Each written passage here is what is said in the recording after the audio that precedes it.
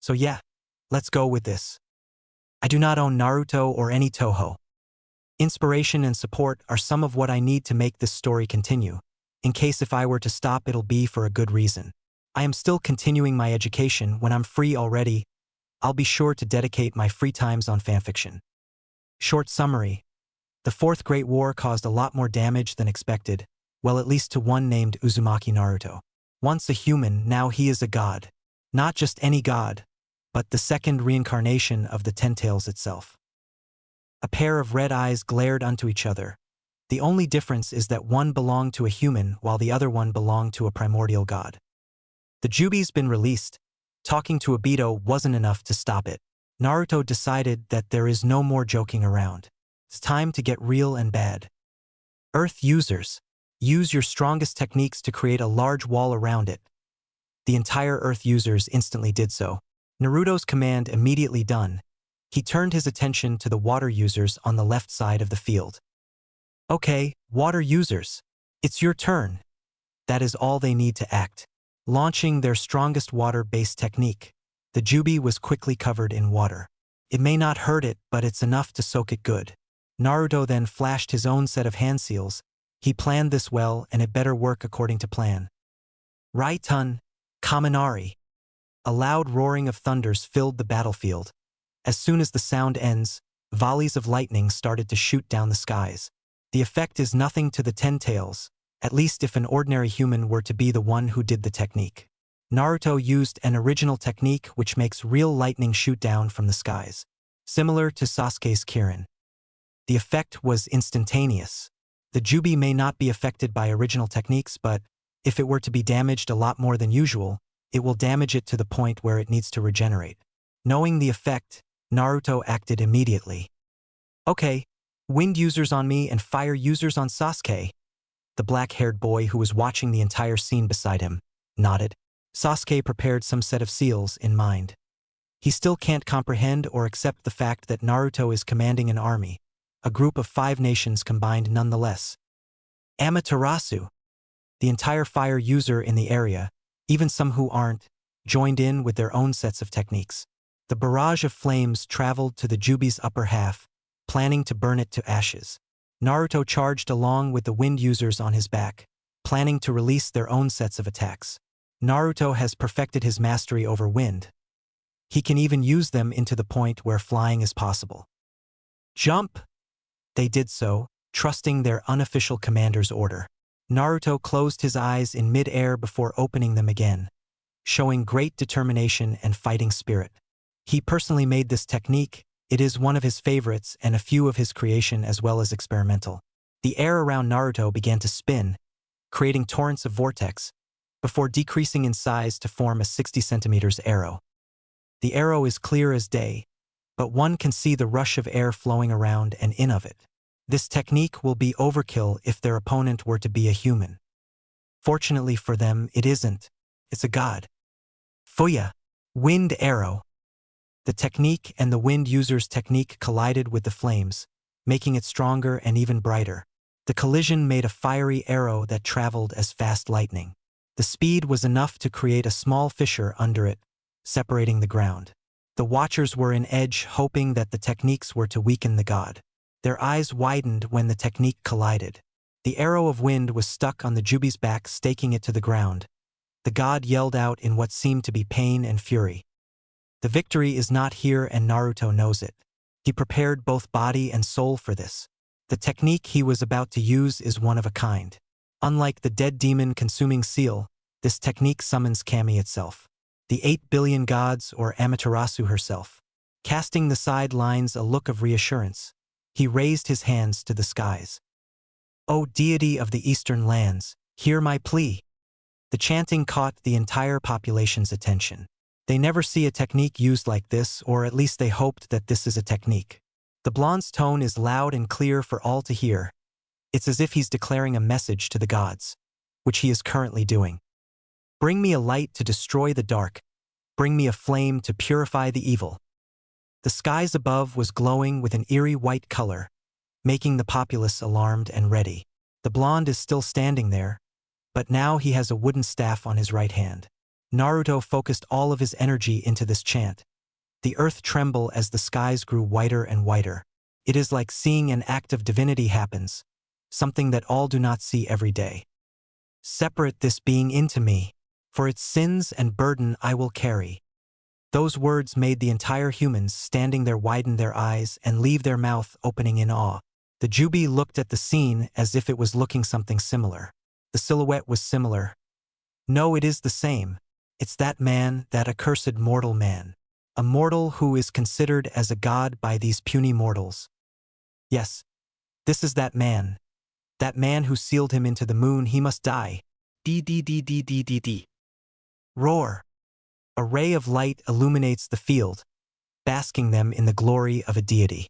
The deity's face was blinded by a light, but it appears to be female. The deity descended from heaven and joined the blonde boy who is now kneeling on the ground, tired due to the technique. Naruto glanced at the deity towering over him and gave her a pleading and pained look.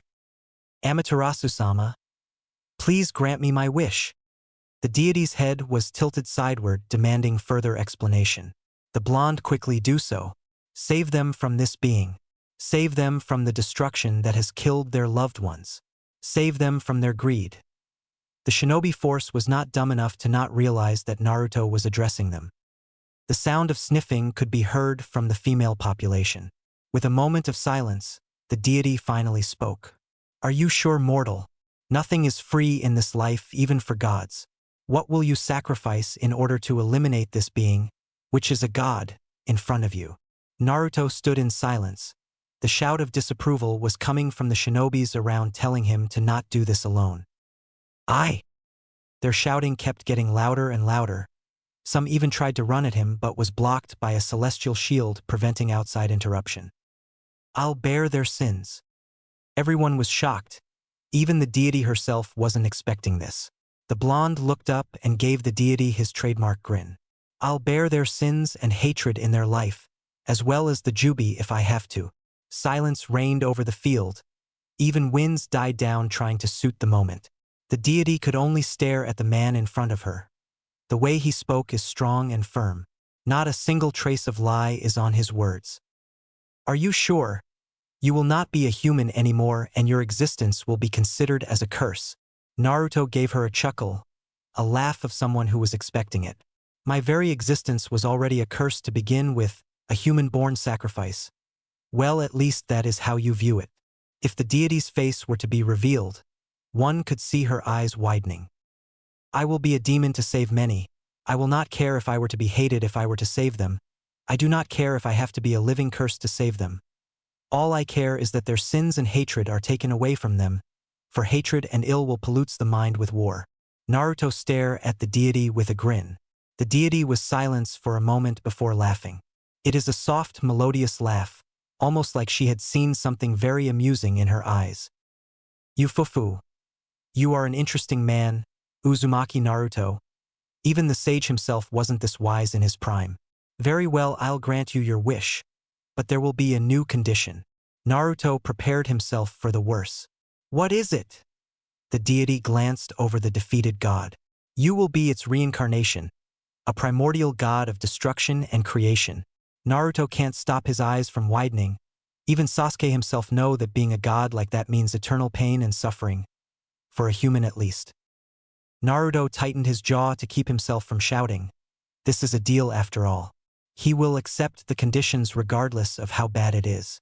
I accept. The celestial deity nodded. Very well, I'll give you a moment to say your last words to your comrades. With that, the celestial being focused her attention to the fallen god. The divine deity knows that no man could bear this kind of sacrifice, no matter how strong they are, they all would just fall in the end. Gods are being that is infinite, whereas mortals are a finite being. The existence of a god is just like that. Poof, no humans can explain on how they are created. Several theories are given, but they are only theories, not truth. Of course, there are also mortals that became God. The sage of the six paths is one of them. He was born to a woman that ate the forbidden fruit of the god tree, a fruit that is capable of giving chakra, originally the Jūbi's power. For men, that day, gods are someone who surpasses the human standard. When a man sees someone that is capable of doing supernatural things, they will automatically feel that they are under that being because they know how powerful that being is. Someone who could do miracles was also considered as a god. Someone who is wise and has found enlightenment can also be considered as a god. It is just the way you see your faith. Because faith is a gift that only applies to humanity. Believe what you want to believe, see what you want to see, praise what you want to praise. For men are gifted with the gift of faith and they have the right to choose what they want, be it for better or worse. Naruto turned around to face his allies. The lad took a breath of air before releasing it. People of the Shinoi Allied Force. Some of you may know before the war. All the Konoha ninja smiled sadly at the blonde. And some may know me recently in the battlefield. The others just stare. I may have never fought wars before, in fact, this is my first time facing one. He let the words sink in their mind. However, I have experienced what our ancestors did in the past wars. We may have fought before. Some may even betray each other. But today onwards, we all will be united as one. There is no more I in this world. Your damages has been fixed. Remember to not break it again. He paused again, looking at the surrounding mass of shinobi. Some were crying and some were on their knees. From now on forward, I bid you farewell. But remember that this war was won not because of me, it is because of you. You who have fought this war. I took no credit in this war, because I am no longer a human by the time the Jūbi will be sealed unto me. He gave his final speech. My last words are, remember your ally, for they are your brothers and sisters bound by life. No, I won't let this happen. Naruto, you dope. I'll get you even if I have to face a god. Sasuke came rushing towards him out of nowhere. He started to attack the shield with countless of techniques at his disposal. The black-haired boy was soon joined by the Konoha 11. More and more ninja started to join in to attack, but it's futile. The shield was strong. Uzumaki Naruto, in a single life you have had a popularity that even some gods don't. That is impressive even for me. As a final farewell, consider this a gift from me. Red orbs started to glow in Naruto's eyes. His eyes are red just like the Jūbi with rings and commas and all that. The only difference is that a kanji for God was at the middle replacing the pupil. What is this? Amaterasu giggled. This is a gift from me. It allows you to use the powers of 8 different gods, including me, Izanagi, Izanami, Tsukuyami, Susanoo, Raijin and Fujin, Inari, and of course your powers gained from the Jūbi, creation and destruction of all things. Naruto widened his eyes, clearly not expecting this. It is up to you on how you use them, be it for good or bad intention, but remember, the aura started to get darker around there. Mess with the heaven realm and you will face divine punishment. Okay? Okay. Well then it is time for you to depart, Uzumaki Naruto. Naruto nodded, accepting his fate. Wait, if I were to go, where will I be sent? Amaterasu answered. It is up to time to decide. You may end up in a place where even shinobi no longer exist and a world with more advanced technology. It is unpredictable. Naruto grinned. Unpredictable is what defines him after all. There is a ripple in the air. It opens up like a portal. Amaterasu motioned him to go in and he did so. Soon after, he realized that he was not from this world anymore. His existence is now merged with another that is not his and that has yet to exist. It's like being a mailman and delivery guy, similar jobs yet different objects. Or in his case, same name and face but different powers and skills. Naruto looked outside the barrier, only to sweat drop when he found that every single people there was knocked out unconscious. Ara. What does that look for, Naruto-kun? Right? Anyway, will I be immortal? The deity chuckled at the boy's cluelessness. It depends on how you see immortality. Being immortal doesn't mean that you can't die. Being immortal is when you have people experiencing that they lived shorter than you do. Naruto nodded. Basically it's to have people die first instead of you because you have a longer age or lifespan. Well shit. It'll be tough, Naruto said, not caring at the fact that he just cursed in front of a deity. Indeed, the deity agreed. Come, we must go now. Your existence here is disturbing the time flow. Any longer reality will bend in an unimaginable way. Naruto scurried into the portal, leaving the deity to do whatever she have to do. When Naruto entered the portal, she does her magic. Yufufu, how will you take your new life, Naruto? I just hope that you won't find trouble so soon, but I guess that's impossible. With Naruto, he was flowing through time. He could see the event that has happened in his life. Even the memories that he had forgotten, like his birth that he had never seen. Seichou. Well, I guess not. Well then aim no Hitatsu Kami. It is time for you to return with us, with your powers sealed into another being. With that, a celestial light envelopes the Jūbi before vanishing. The single deity looked around at the unconscious number of people. Ara. It seems that Naruto and his friends caused some mess. Well, with a snap of her fingers, the landscapes returned and the skies brightens up, showing the sign of twilight, a new beginning for all the humans in the earth. Naruto Uzumaki, welcome to godhood. With that, she disappears into the sky. The next day, all the shinobis woke up to find their faces with whisker marks on them. Weird, right? As he was flying in the flow of times, Naruto noticed changes in his body.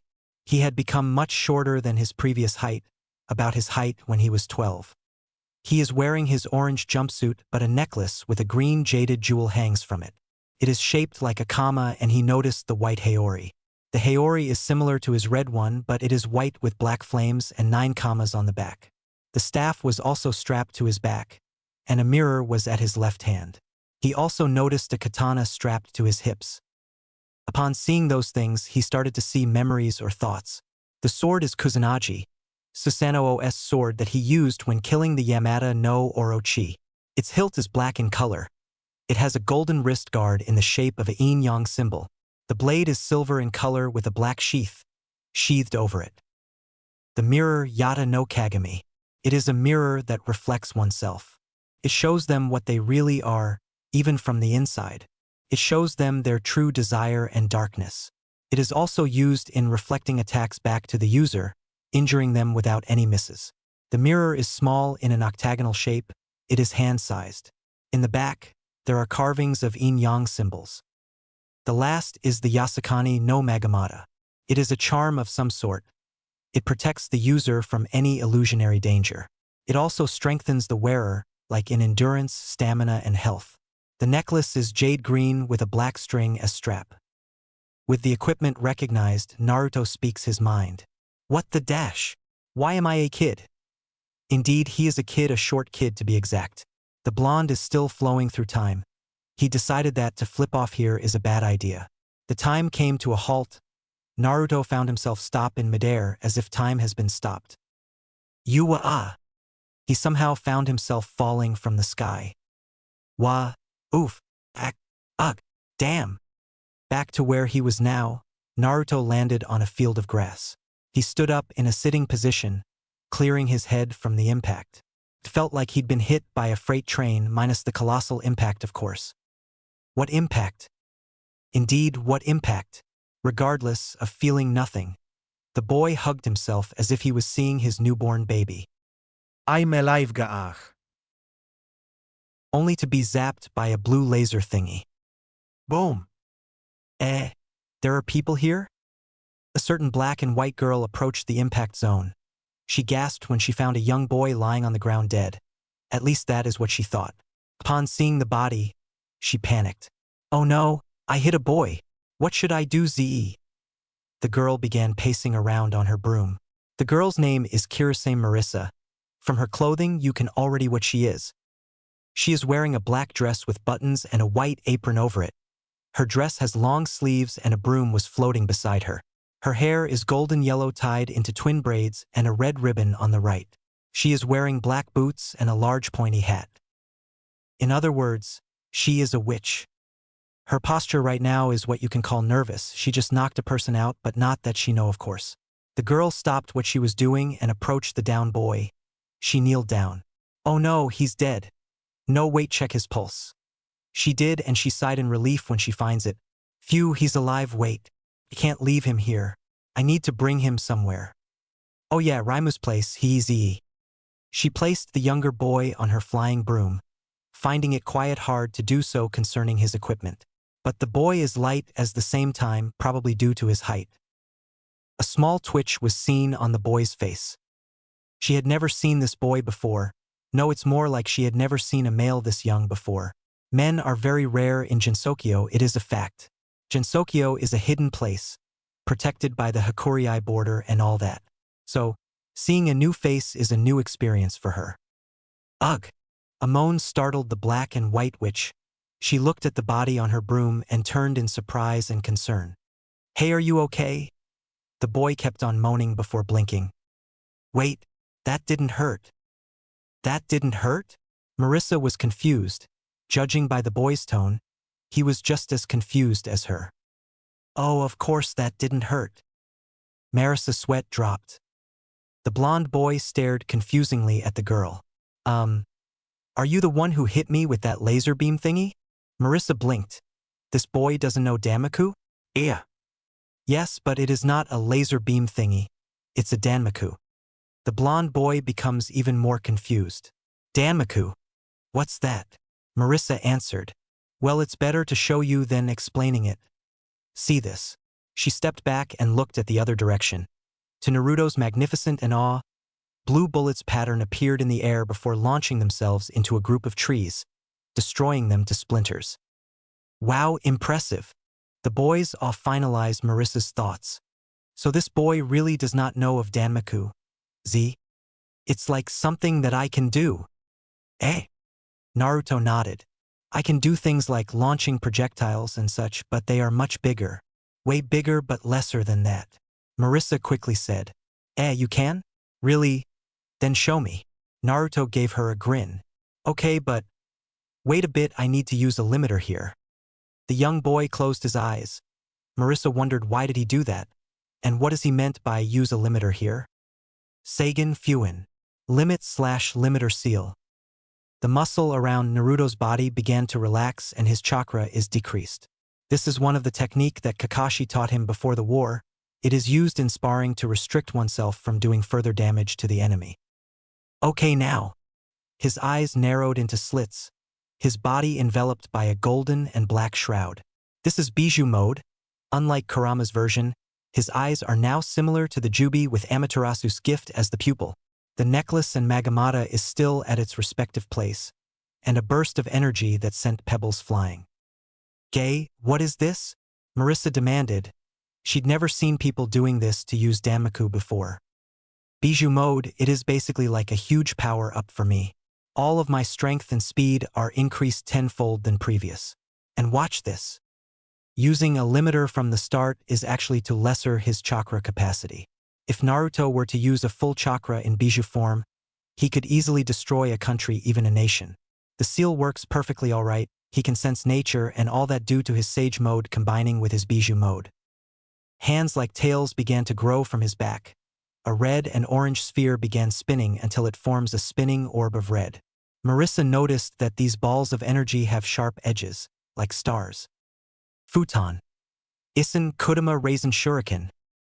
The chakra arms hurled the spinning balls deeper into the forest, cutting trees along its way.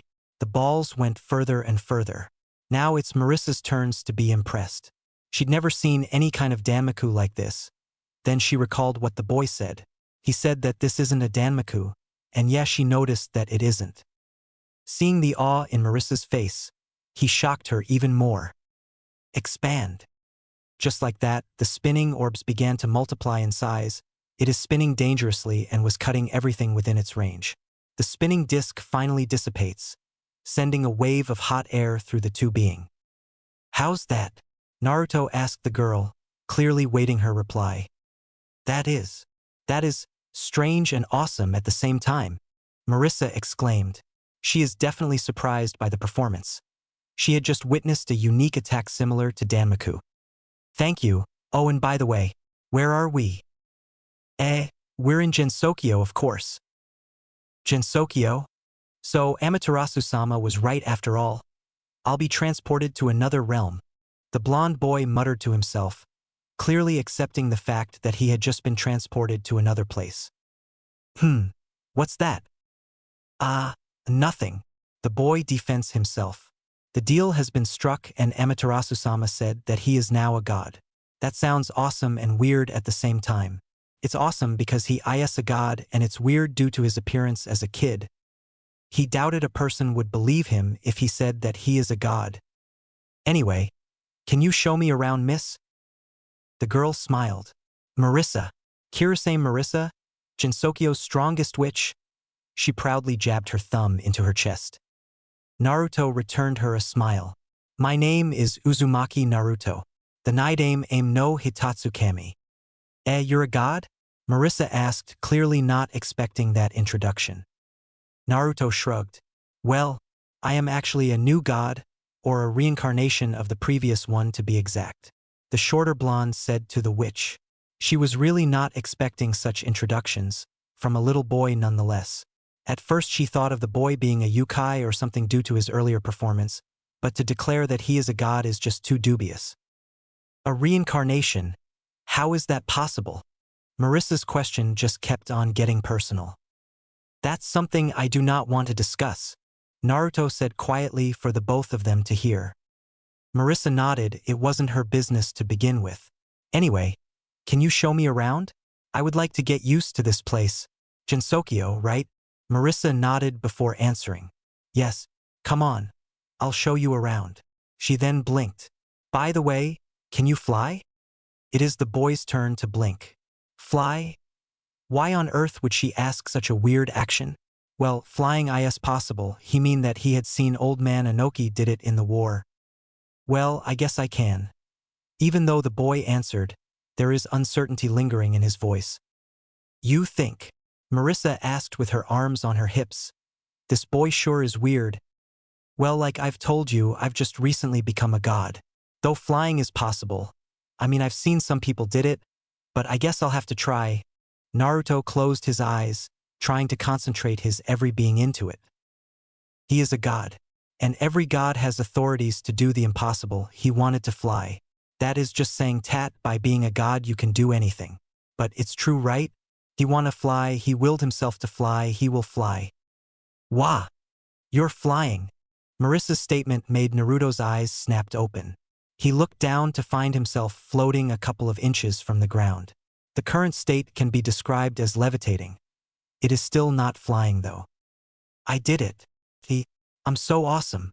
Naruto can't help but chuckle to himself. If only Sasuke were here. Then follow me. I'll show you around, Z? Naruto nodded at her offer. He quickly stabilized motion as soon as he was a few meters above ground. Finding flight a bit at ease, he quickly adapts into the new way of traveling. Though a certain question lingered in Naruto's thought. By the way, Marissa-san, why can't we just walk? Marissa looked back at him, letting the broom piloting her flight. Well, truthfully, it'll be easier to just fly, Z. Walking is not my thing. She pouted while placing her arms on her neck. I can see that. And of course, to avoid yukais, of course. Naruto blinked. Yukai. Marissa stared at him. Your world is really plain, huh, Naruto? Naruto shook his head, making the golden flames flickered around him. No, I know what yukais are.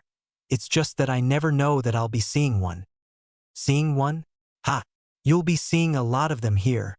Naruto just blinked more at Marissa's comment. You see, Jinsokyo is a place where human, such as I, and yukai live. Many of the people there are women, so you better hide if you do not want to be kidnapped. Marissa giggled when she saw the blush in the boy's face. Some yukais are friendly, of course, I know most of them. Some of them are bad, so you should try to avoid walking outside the town late at night. But I doubt that someone who have powers like you wouldn't be able to handle them. Though I must warn you, they are dangerous. Naruto nodded at the explanation and warning. He can summarize all the things that she had said. So he is now in a world where yukais and humans exist, a strange combination if you ask him. Marissa-san, are these yukais and humans? You know, on good terms. Marissa made a thinking face. Well, I guess you can say that. The only time that we've fought is through a Danmaku duel after all. Naruto nodded. Finding a place where two beings coexist in friendly terms is a bit weird for him. He expected that they would be on each other's neck, ripping and shooting their way through each other's guts. I can imagine that you were thinking of something very outrageous just now. No, I didn't. The black white which shook it off. Anyway, prepare yourself. We're almost there, Z. The boy did just that. Along the way, he'd seen that this place is surrounded by trees. Just like Konoha, he expected that he can find himself some nature chakra just in case if a yokai were to attack him. Ah, we're here. Before he knew it, he had landed, along with Marissa, to the ground. He dusted himself up and released the bijou mode, returning him to his new and unique apparel. He looked at his hair trying to fix it, but a pair of hair like horns sticks out as if they do not want to be fixed. He shrugged it off as a natural thing. He is now in an unfamiliar place. It appears to be the similar one like he'd seen in Demon Country. Oh yeah, a shrine. This is so funny coming from a god. What did he expect? He is a new god after all. Raimu, come out here. For some reason, the witch girl started shouting. Coming. Marissa. Like I said before, do not disturb while I'm drinking my tea.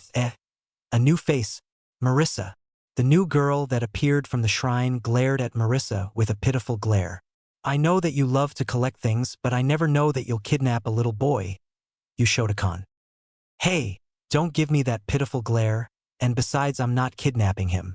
I found him on the forest while I was practicing. Marissa exclaimed to prevent further misunderstanding. The red-white girl, Raimu, didn't look convinced. Instead, she raised one of her eyebrows at her so-called friend. Really? Let's ask the boy for his side of the story, shall we? She stepped down the stairs, tried to examine the boy clearer. His clothes looked exquisite and unique. She had never seen a person like this, much less a male as young as him.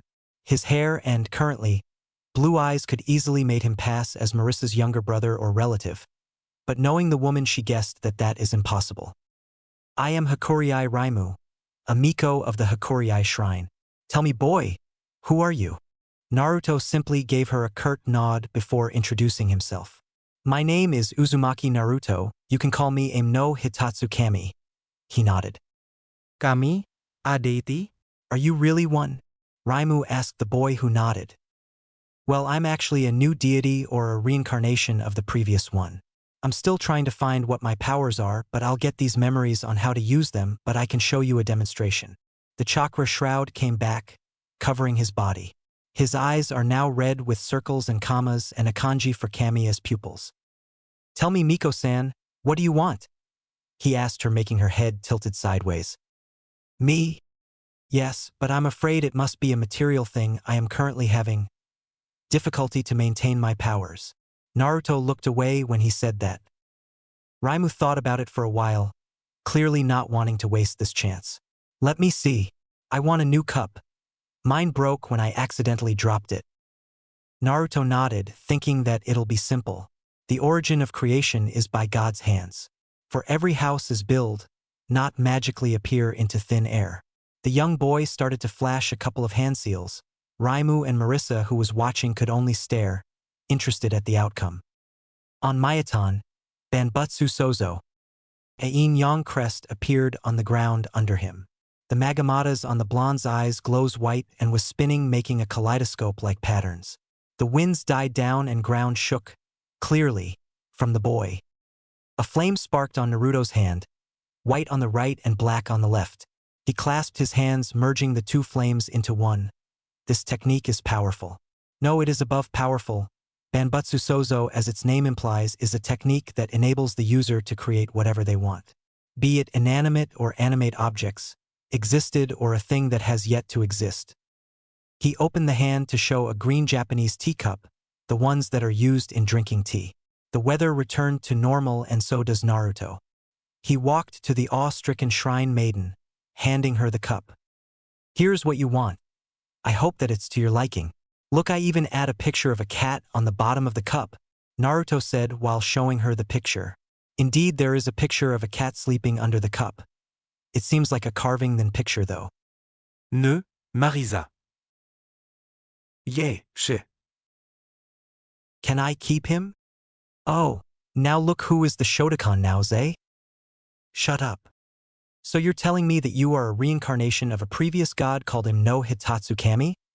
The Shrine Maiden of Paradise asked the sitting boy. They are currently inside the shrine well, not the main building but Raimu's living quarter. Naruto sipped the tea in front of him before answering with a small voice. Yes. How did you become one? At Raimu's question, Naruto instantly saddened. The two females swore that they hear a lightning just now. Then he blonde-sighed as if he had given up. I guess I'll be telling this sooner or later. His posture relaxed and he glanced sideways, trying his best to explain. Where I came from, we were currently on a war. Not against another nation, but against a god. Raimu's and Marissa's eyes widened. To start it all off, let me give you a short history. Long time ago, humans fight, and fight. That's the only thing they're good at.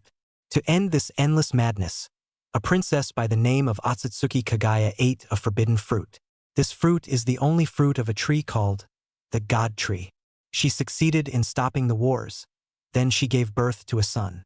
The son is the only human that have chakra, the power from the fruit. Naruto paused, letting the information sink into their mind. But eating the fruit angered the god. The god then took a form of a beast, or what you know as a Diadarabachi. It wreaked havoc all over the place. But then Hagoromo, the son, managed to defeat the god. It wasn't easy, but he has mastered chakra into a way that can create inanimate objects or things, just like you've witnessed earlier. The two girls listened into the tale, clearly interested. But by defeat isn't always killing. After all, killing a god is impossible. So he sealed the god into the moon. But the only thing is, there isn't a moon back then, so he created one. This technique is what we called the Six Paths technique. I can do it too, being his reincarnation and all that. Technically, the sage's powers originally belonged to the Jūbi. He simply used it in a more advanced fashion. It's like playing your friend's game and managed to get to a higher level than him. He paused. Anyway, from that day onward, Hagoromo was considered to be a god amongst men, or a mortal god you might say. A being that is, how should I say this, a demigod, I guess. He has many followers. He has disciples from all over the world for him to share his knowledge. Of course, the sage isn't actually immortal. He just lived longer than any other human. He gave the two girls a pained look.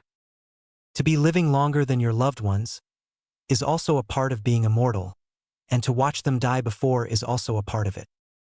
Awkward silence reigned the room, clearly not comfortable with this.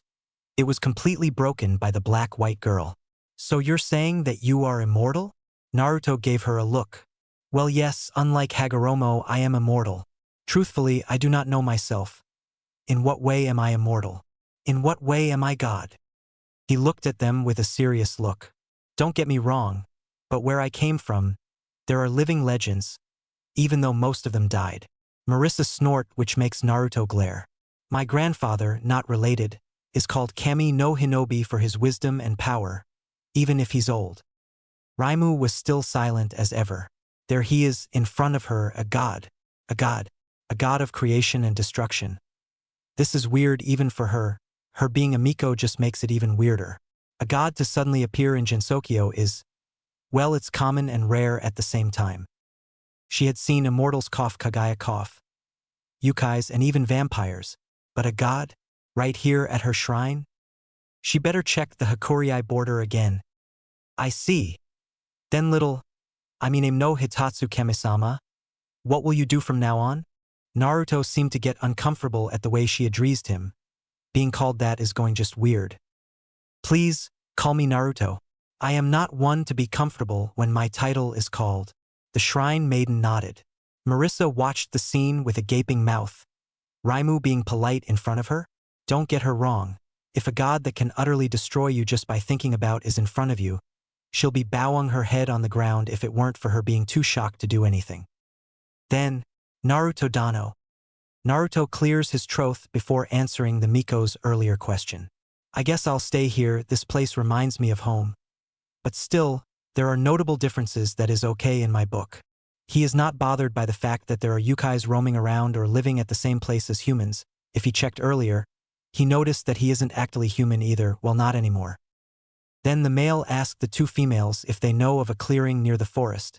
They found one. The location is strategic, not too far from the town, and it's suspiciously near the shrine though. But the blonde male guessed that being a god and all, he must have some connections to a praying place or something. How are you going to live here? Don't tell me that you're just going to camp out here. Z. Marissa was given a look. Do you forget who am I? From Naruto. Right? I'll shut up now. Naruto examined the clearing. It is a nice clearing. Using senjutsu, he was already able to tell that the area was rich in nature essence. The soil is good too. He can surely grow flowers and even crops. After all, gardening is one of his hobbies. Do you need some materials to build your home? If you need, I could recommend Rinasuk's shop for some materials, but I am not sure that he'll have all of it though. Naruto simply declined Raimu's offer. Ah, don't worry about that. Let me try something. Onmyoton is like a technique to create anything. In simpler words, it is the father of any non-nature elemental technique. But does giving oneself an element possible? Well, he just have to try.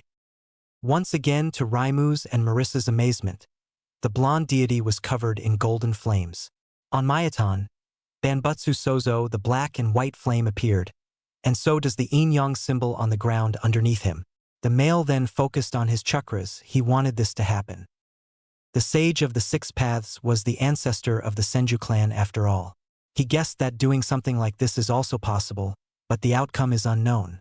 The flames were emerged into one before sinking into Naruto's form, making him glow brighter and brighter. Mokuton. Shichuka no Jutsu, for pillar house technique. With a palm slammed into the ground, the earth around them shook. Wood started to shoot out, forming wooden blocks, and some were even being transformed into other materials such as metals, cement, and even glass. The structure quickly forming a building. It grew in length and size. Earth walls surrounding the main building just like a border. A small shed can be found near the gate. The main building itself is huge. It's almost as large as an inn in the town. There is two other buildings, the two of them being smaller than the main one. They are placed right beside the main building like a joined room. The one on the right is a place for guests. It mostly contains rooms about 4 or 5. The one on the left is a different case, which is a dojo, equipped with most of dojo's equipment and an underground space for storage units. It seems a little empty, don't you think? Without waiting for their opinions, he formed a small pond with a small earth and water jutsu. He also uses his wood release to create plants and trees alike. The garden on the back is surrounded by beautiful trees, a small clearing in the middle for a nice resting place. Baths. I guess showers aren't that normal here. Another wooden building rose from the ground, except it is connected outside of the compound. A bathhouse, a fancy Japanese-style house like this will need something like this, right? Of course, it is divided into two parts, male and females. After seeing his creation with pride, he looked at the two girls whose mouths are currently on the floor. Well, I welcome you to Sangami no Ie, House of 1,000 Gods. Sakuya, a childlike female voice said from her seat. Yes, Oju-sama? The head maid replied to her master's call. Tell me, do you feel that? Feel. What exactly, Oju-sama? The maid asked, clearly confused with her master's words. The other voice hummed before answering. I guess it's just me. Anyway, back to your duties, Sakuya. The maid bowed gracefully. Of course, Oju-sama. The sound of door being closed can be heard, indicating that the maid has left the room. What is this feeling? It's as if I'm fearing of something. The girl mumbled out. She realized what she had just said and shook her head, trying to get it out of her mind. I must be tired. I better retire early today. That shrine maiden and her friends kept on causing troubles for me. Not to mention that fox. She spit out those words before returning to her chambers. Deep inside the mansion, a little girl can be seen sitting on the foot of her bed. Suddenly, she began giggling to herself. I want to play with you. She then laughed like a mad maniac who had just killed his victim. Her red-crimson eyes glowed a deadly color, her shadow forming on the wall. This is truly the devil. Yukari-sama? You sensed it too, didn't you? Sense what? You know what I meant, Yukari-sama. The woman, Yukari, was of course aware of what her Shikigami was saying. She was trying her best to ignore it, but she can't. She'll investigate tomorrow. She needs to sleep. Now. Number 3 is the most disturbing. When he tried to do the shadow clone technique earlier, he ended up with twice the number of clones than what he wanted to. He just woke up recently, about 20 minutes or so, and was about to go to the baths. But he also needed to water the flowers in the garden. Of course, he summoned 5 clones. But when the smoke cleared, he found 10 clones standing there looking at him like an idiot who had just been slapped on the face by his wife. Right now, the blonde is in the baths and was currently taking a bath in one of the pool. The clones did their jobs well done, but when he was about to dismiss them, only 4 clones poofed out, leaving 6 of them with him. Currently, all the Narutos and the original is currently taking a bath in the same pool. The thing about being a clone is that you have the exact same feature as your original, but these clones, they don't. Clone number 1 is what you can call a Shota. He is a younger version of Naruto with his childlike face and immaturity. Currently, this clone is having his hair washed by clone number 2. Let's call clone number 1, Kira. Clone number 2 is somewhat similar to Shino. He is quiet, too quiet to be considered as Naruto Uzumaki's clone. This clone has an impassive look on his face and shows minor interest in things. From all of the other clones, he is the tallest and mature, in both appearance and action. Let's call this guy Uriai. The third clone is Charmer. Yes, a Bishounen. Sasuke reincarnate minus the whole revenge thing. This clone is the exact opposite as Pride. He is quiet but social able at times. Unlike the next clone who shows his pride that openly, this clone doesn't. His hair is blonde but in a way that you can call elegant. Bangs framed his face and a short ponytail at the back. Despite his attitude, he is a good clone. He will follow every orders that his original give. Let's call him Kage. The fourth clone is Familiar. He is the exact old Naruto, being the same height, face and all that.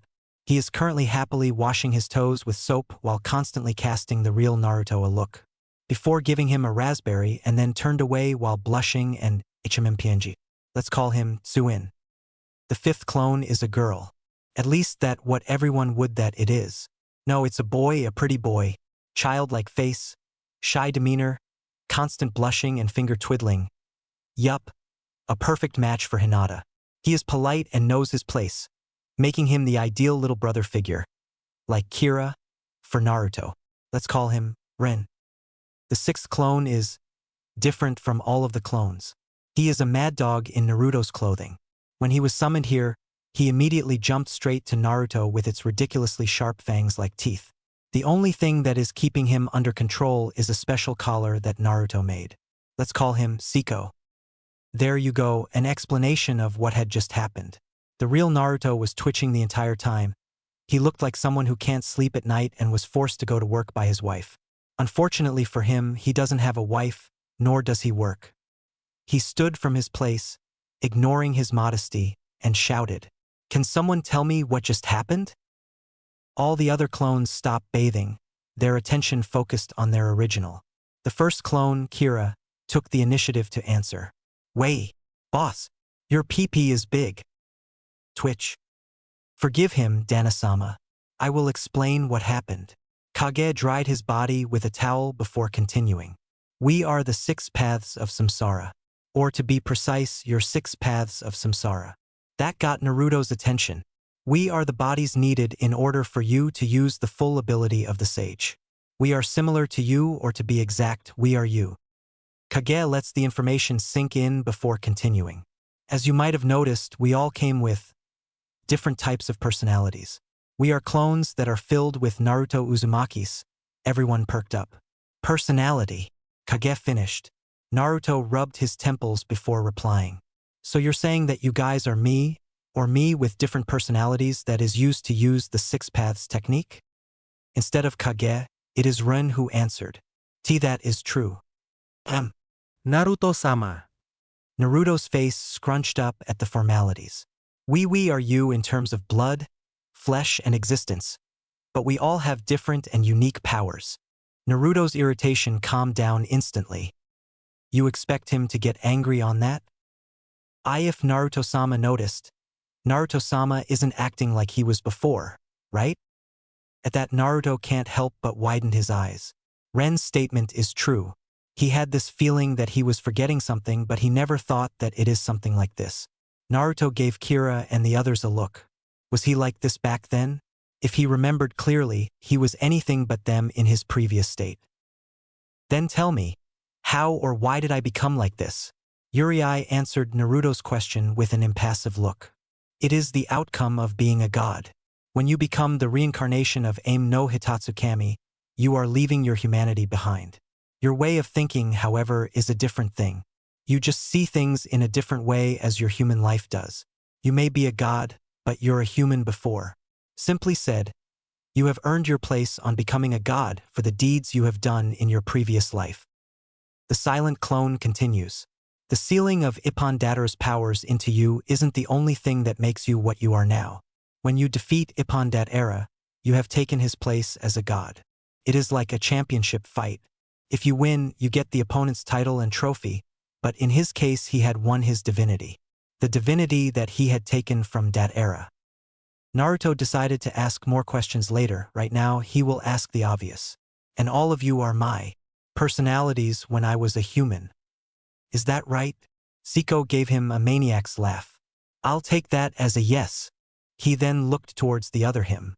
As you've said before, you guys are the bodies for my six paths technique. How is that possible? Kage thought before answering. He needed to explain this carefully. The six paths technique requires 6 bodies in order for it to work.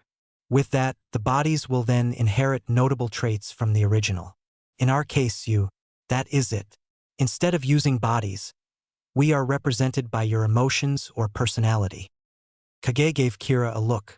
Kira, your cheerfulness and immaturity. He then cast Uriai a look. Uriai, your muse and patience. He addressed himself. Me, Kage, your other or your opposite. Kage paused before giving Tsuin a glance. Tsuin, your polar opposite. Kira interrupted him. Sundara-chan. Hey! Brushing off the side comments, Kage continued. Ren, your kindness and purity. Ren blushed and sunk further into the water to hide it. Kage then looked at Siko. Finally, Siko, your madness and insanity. This will be very hard for him to take, never mind the personalities. Naruto's happy that he had discovered a new power, but to be having them this early doesn't make sense. He's not saying that he isn't happy with it, but on second thought, having 6 permanent clones, including Siko, is pretty handy. While Naruto is thinking to himself, Kira was whispering some words to Ren. PSST. Ren. The other male leaned in closer to his other's height.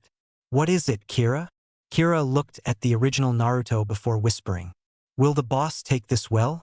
I mean, I wouldn't be surprised if the boss were to faint and frothing from his mouth. Ren's sweat dropped at the last comment.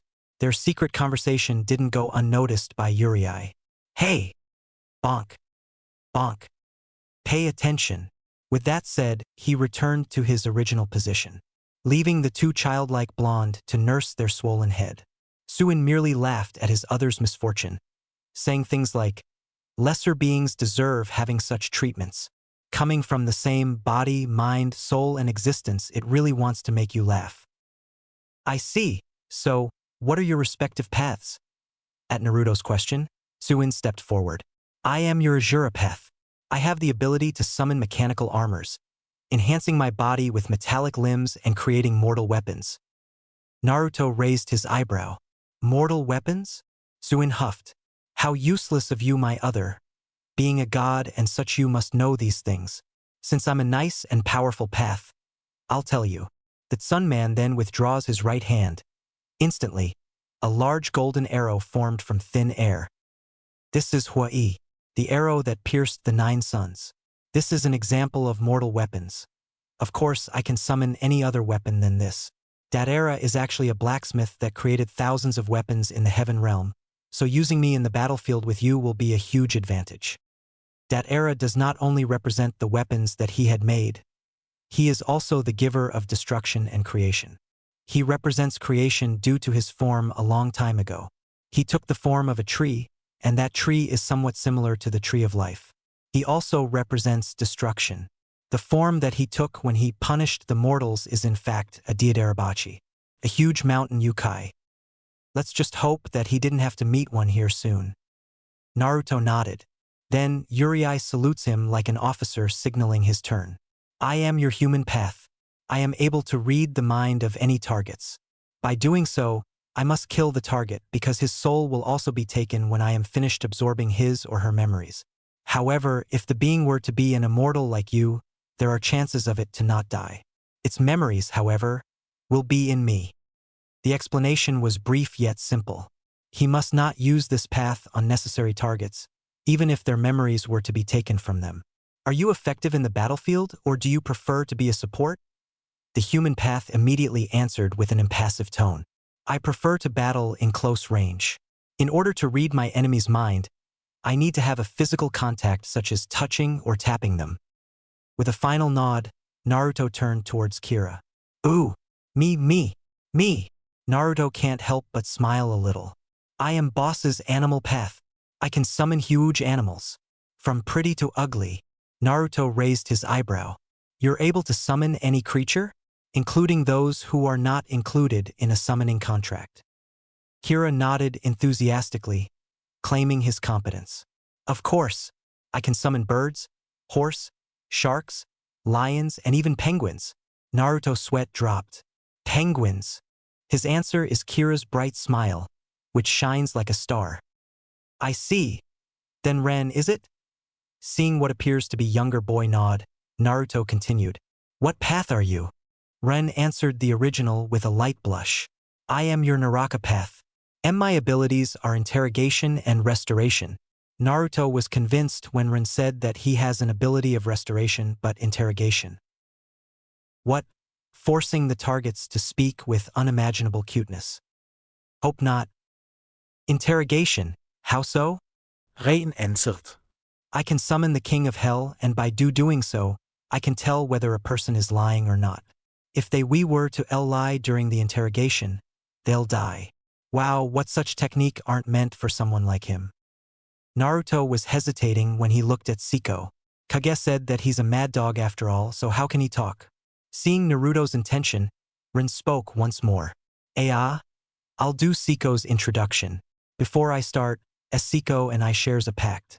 I am Siko's keeper or master, as you would say. Naruto nodded. Even if he can't help but wonder. Siko is your Preta path. He is, as Naruto-sama can see, a mad being. His main ability is absorbing attacks such as chakra-based technique, but since we are in a different world, those Didamicus that Marissa-san explained contains some sort of supernatural energy. Siko can feed from it. Naruto blinked. How do you know Marissa? Ren blushed breiter. We are connected. What Naruto-sama see, we see. Naruto nodded, and then he also noticed a weird and unusual word. Wait, feed. Ren nodded. Yes, feed. Siko originated from the Hell Realm. He represents, aside from your madness, your greed and carnal hunger. Once Siko starts eating he can't stop. That is why using chains to restrain him is a must. He is also called the Hungry Ghost. I see. But how does he feed exactly? Siko will consume anything, be it living or non-living things. Yes, he is also a cannibal. Naruto wanted to gasp, but was too shocked to do so. Seeing his original's discomfort and action, Rin waved his hands trying to prevent misunderstanding. But don't mistake him as a bad path Naruto-sama. Siko is also capable of fighting, due to his inhuman and monstrous strength. Siko can also consume energy. It is actually his favorite.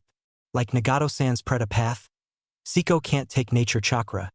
It's more like every single one of us are very vulnerable to it. Naruto can see the younger blonde scratching the mad blonde's head like a dog. Fodud. Rin paused at the interruption. Anything that has a supernatural source in it will be Siko's primary target, as you can see. Siko is reacting to nature itself due to it being exposed to the yukais. Well, that could prove troublesome. The original Naruto asked Rin one last time. I see. Then I expect you to hold on to his leash. Okay? Okay. Naruto was shocked and amazed at the same time. A hungry ghost that will feed on anything is brutal and disturbing. But he guessed it matters not now. Siko is him or his insanity. A part of him that he can see and communicate with. Naruto then turned to Kage, who was smiling like a certain male back home. I suppose it's your turn now, Kage. The taller man simply stepped forward while tightening his towel. they are still in the baths after all. Dana-sama, I am your heaven path. I am, out of the others here, the strongest and experienced one than all of my others. I have the ability to manipulate attractive and repulsive forces with objects and people. The strongest path paused, letting it sink for a while. Unlike Nagato, I am not bound by the time penalty that he had when his heaven path were to use his techniques. When fighting Nagato, Naruto noticed that the heaven path, Nagato's, paused every time he used an attack. This is probably what Kage meant by penalty. However, my being alone is that of a divinity. A divinity? Yes, I am the heaven path after all. You can say that I am what make the Rakuto Sannin a god. My powers are his own creation after all. Unlike the other paths, I am a being that exists when the Rinnegan is activated. Hagoromo, however, was different. He is the first and very first human that was able to fully master the Rinnegan. But the power of the previous aim no Hitatsukami he can't handle. Naruto then asked, the Rinnegan is needed when performing the Six Paths technique, no? Then how does Hagoromo have the Rinnegan? Kage gave a light chuckle. Hagoromo was able to use the full potential of chakra. When I say chakra, it does not literally define power. Think of it as a trait or gift, much like yours that you gained from Amaterasu no Amikami-sama. He paused before continuing, deciding that it was better to go further into the topic. Unlike his mother, Hagoromo earned and practiced the way of chakra. I suppose you know that much, isn't that right, Dana-sama? Naruto nodded. The sage is powerful. Maybe he even can defeat him despite him being a full deity. The sage practically redefines chakra. Chakra isn't meant to be used as a jutsu in the first place. Chakras are points in the human body, i.e. major plexuses of arteries, veins, and nerves that are centers of life force or vital energy. But the sage discovered its true potential, but not its true purpose. Chakra isn't meant to kill. It is a person's life force, something that indicates whether a person is alive. But before chakra was discovered, humans were forced to rely on their steels and might. But when the sage found the true potential of chakra, he starts with it a force that is capable to save and destroy. Kunais aren't meant to be used as a killing tool. It is originally a tool that is used for farming. Farmers used it to cut dead plants and twigs. But look at man's twisted and cruel way. A child wasn't meant to bore their father's sins. But look, a child, even if they are young, they are already tainted by a sin that they didn't commit.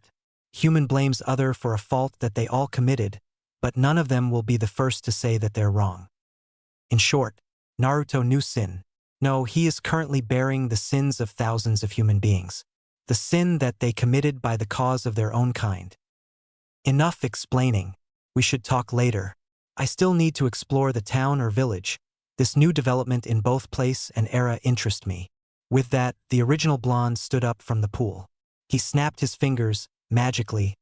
His original clothes with the Haori appeared in a spark of golden flame. I see, if that is the case, we shall return to your mind, Dana-sama. Kage turned to the other paths. One by one, they started to dispel. As soon as Kage was about to dispel, he was interrupted by Naruto. Kage, you stay with me. I want you to stay as my shadow in case if anything were to happen. Kage chuckled at the unintended joke. Fufufu, very amusing, Dana-sama. Very well. The taller blonde then sunk into Naruto's shadow, leaving a chorus of chuckles behind. Naruto rolled his eyes. Really? Really? You started it after all, Dana-sama. Kage's voice came from within Naruto's mind, as if mocking him playfully. After leaving the baths, Naruto locked his gate. Instead of a key, he used a seal. A blood seal similar to those on forbidden scrolls. After placing it, he made a ram seal with his finger. Fuin. The seal glowed white before diminishing, making it invisible for others to see. After checking his equipment, he turned and left the house. He was kind of excited to explore. Even now, he was never the type of person who can sit tight in a new place. When he was about 5 meters from the compound, he felt this tingling and pricking sensation on his back. It is almost as if someone is watching him. Looking back, he found no one there. Must be my imagination. Oh my. We have an outsider in Jinsokyo, and a cute little boy nonetheless. Naruto almost tripped for some reason. This will be interesting to watch. Very interesting. The female figure and voice giggled. A tear in the air opened, showing hundreds of eerie purple eyes. The woman stepped into the tear before closing it, leaving nothingness behind. Jinsokyo is a large place. Comparing it to some places back at the Elemental Nation will make it smaller though. Regardless, it's still a large place. The places here are different than the ones back at Konoha. The lack of technology and modern equipment is one of them. Naruto was currently walking through the town, seeing stands and small stores along the way. The witch's words are right.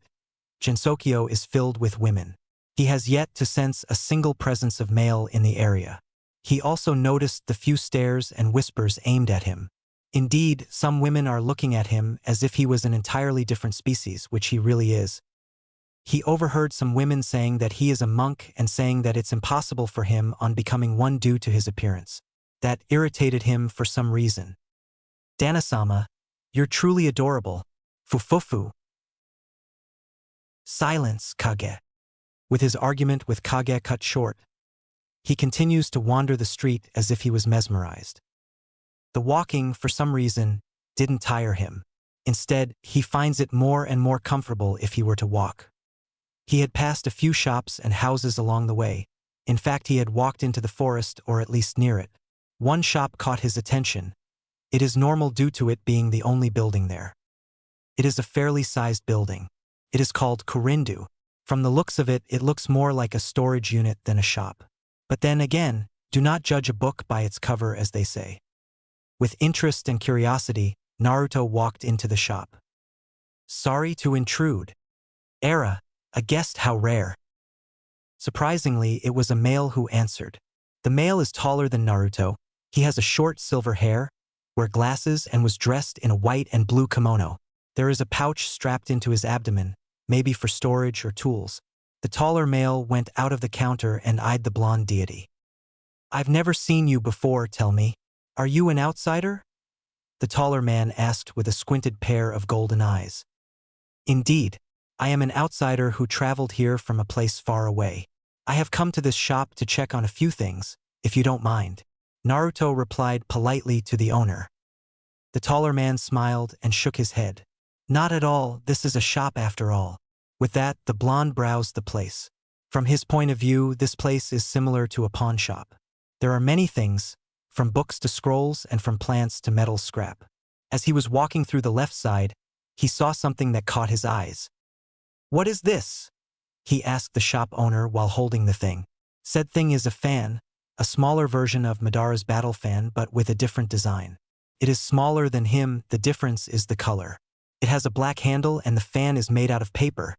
There are symbols of the mandala on it. First is the kanji-ching. It represents the color blue or azure. It also the symbol of beings or things that are associated with water. Next is the kanji-bai. It means white. Third is the kanji-do. It means vermilion. Fourth, we have the kanji-shun. It means black. Fifth, we have the kanji-kong. It means sky. Sixth, we have the kanji-er. It represents jewel. Seventh, it is the kanji-thun. It is the kanji for 3. 8 is the kanji-bei. It means north.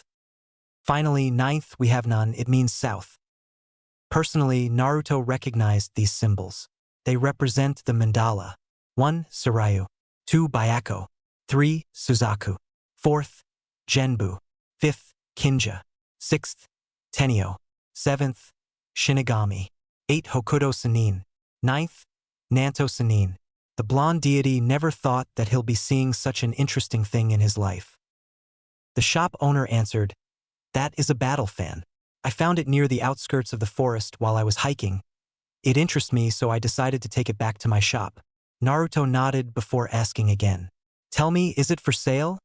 The shopkeeper blinked. Excuse me? Naruto asked again. Is it for sale? The shopkeeper looked surprised. People normally came into his shop for browsing, and some rarely purchase anything from him. Yes, it is. Naruto smiled. How much? Let's see. 5,000 ryo. Deal. Naruto reached for his pouch to grab the necessary amount of money. He hands it to the shopkeeper, who accepted it with pleasure. It is nice doing business with you, Mr. Rinasuk. Morichika Rinasuk.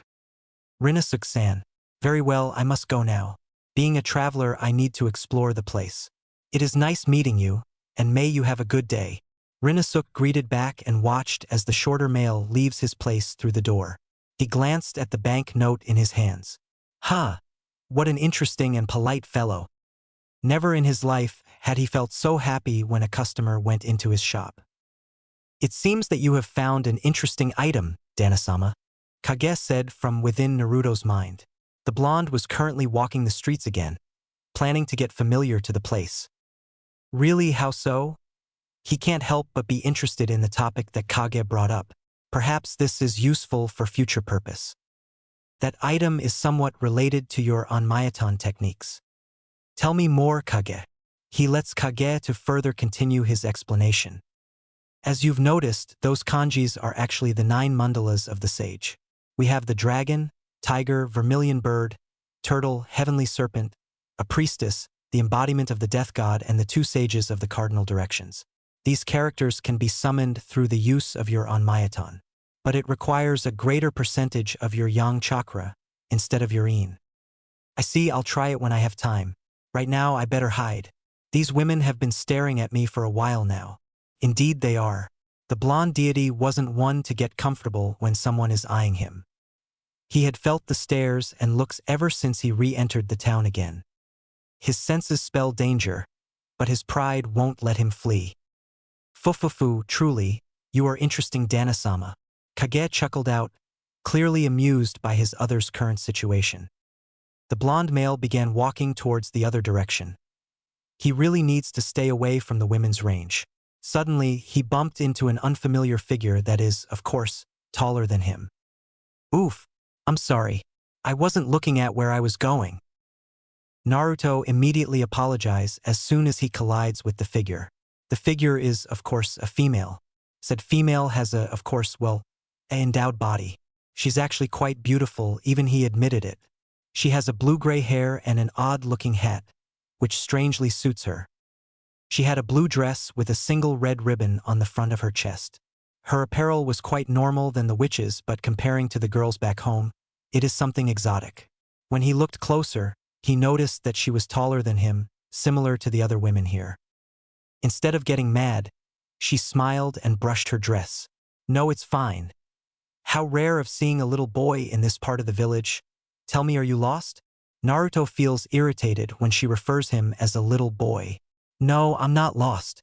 I have come from a faraway place to travel, and I somehow ended up here. The woman seemed to have noticed the formality in the boy's tone. What a polite young man. I see. My name is Kane Kamishirasawa.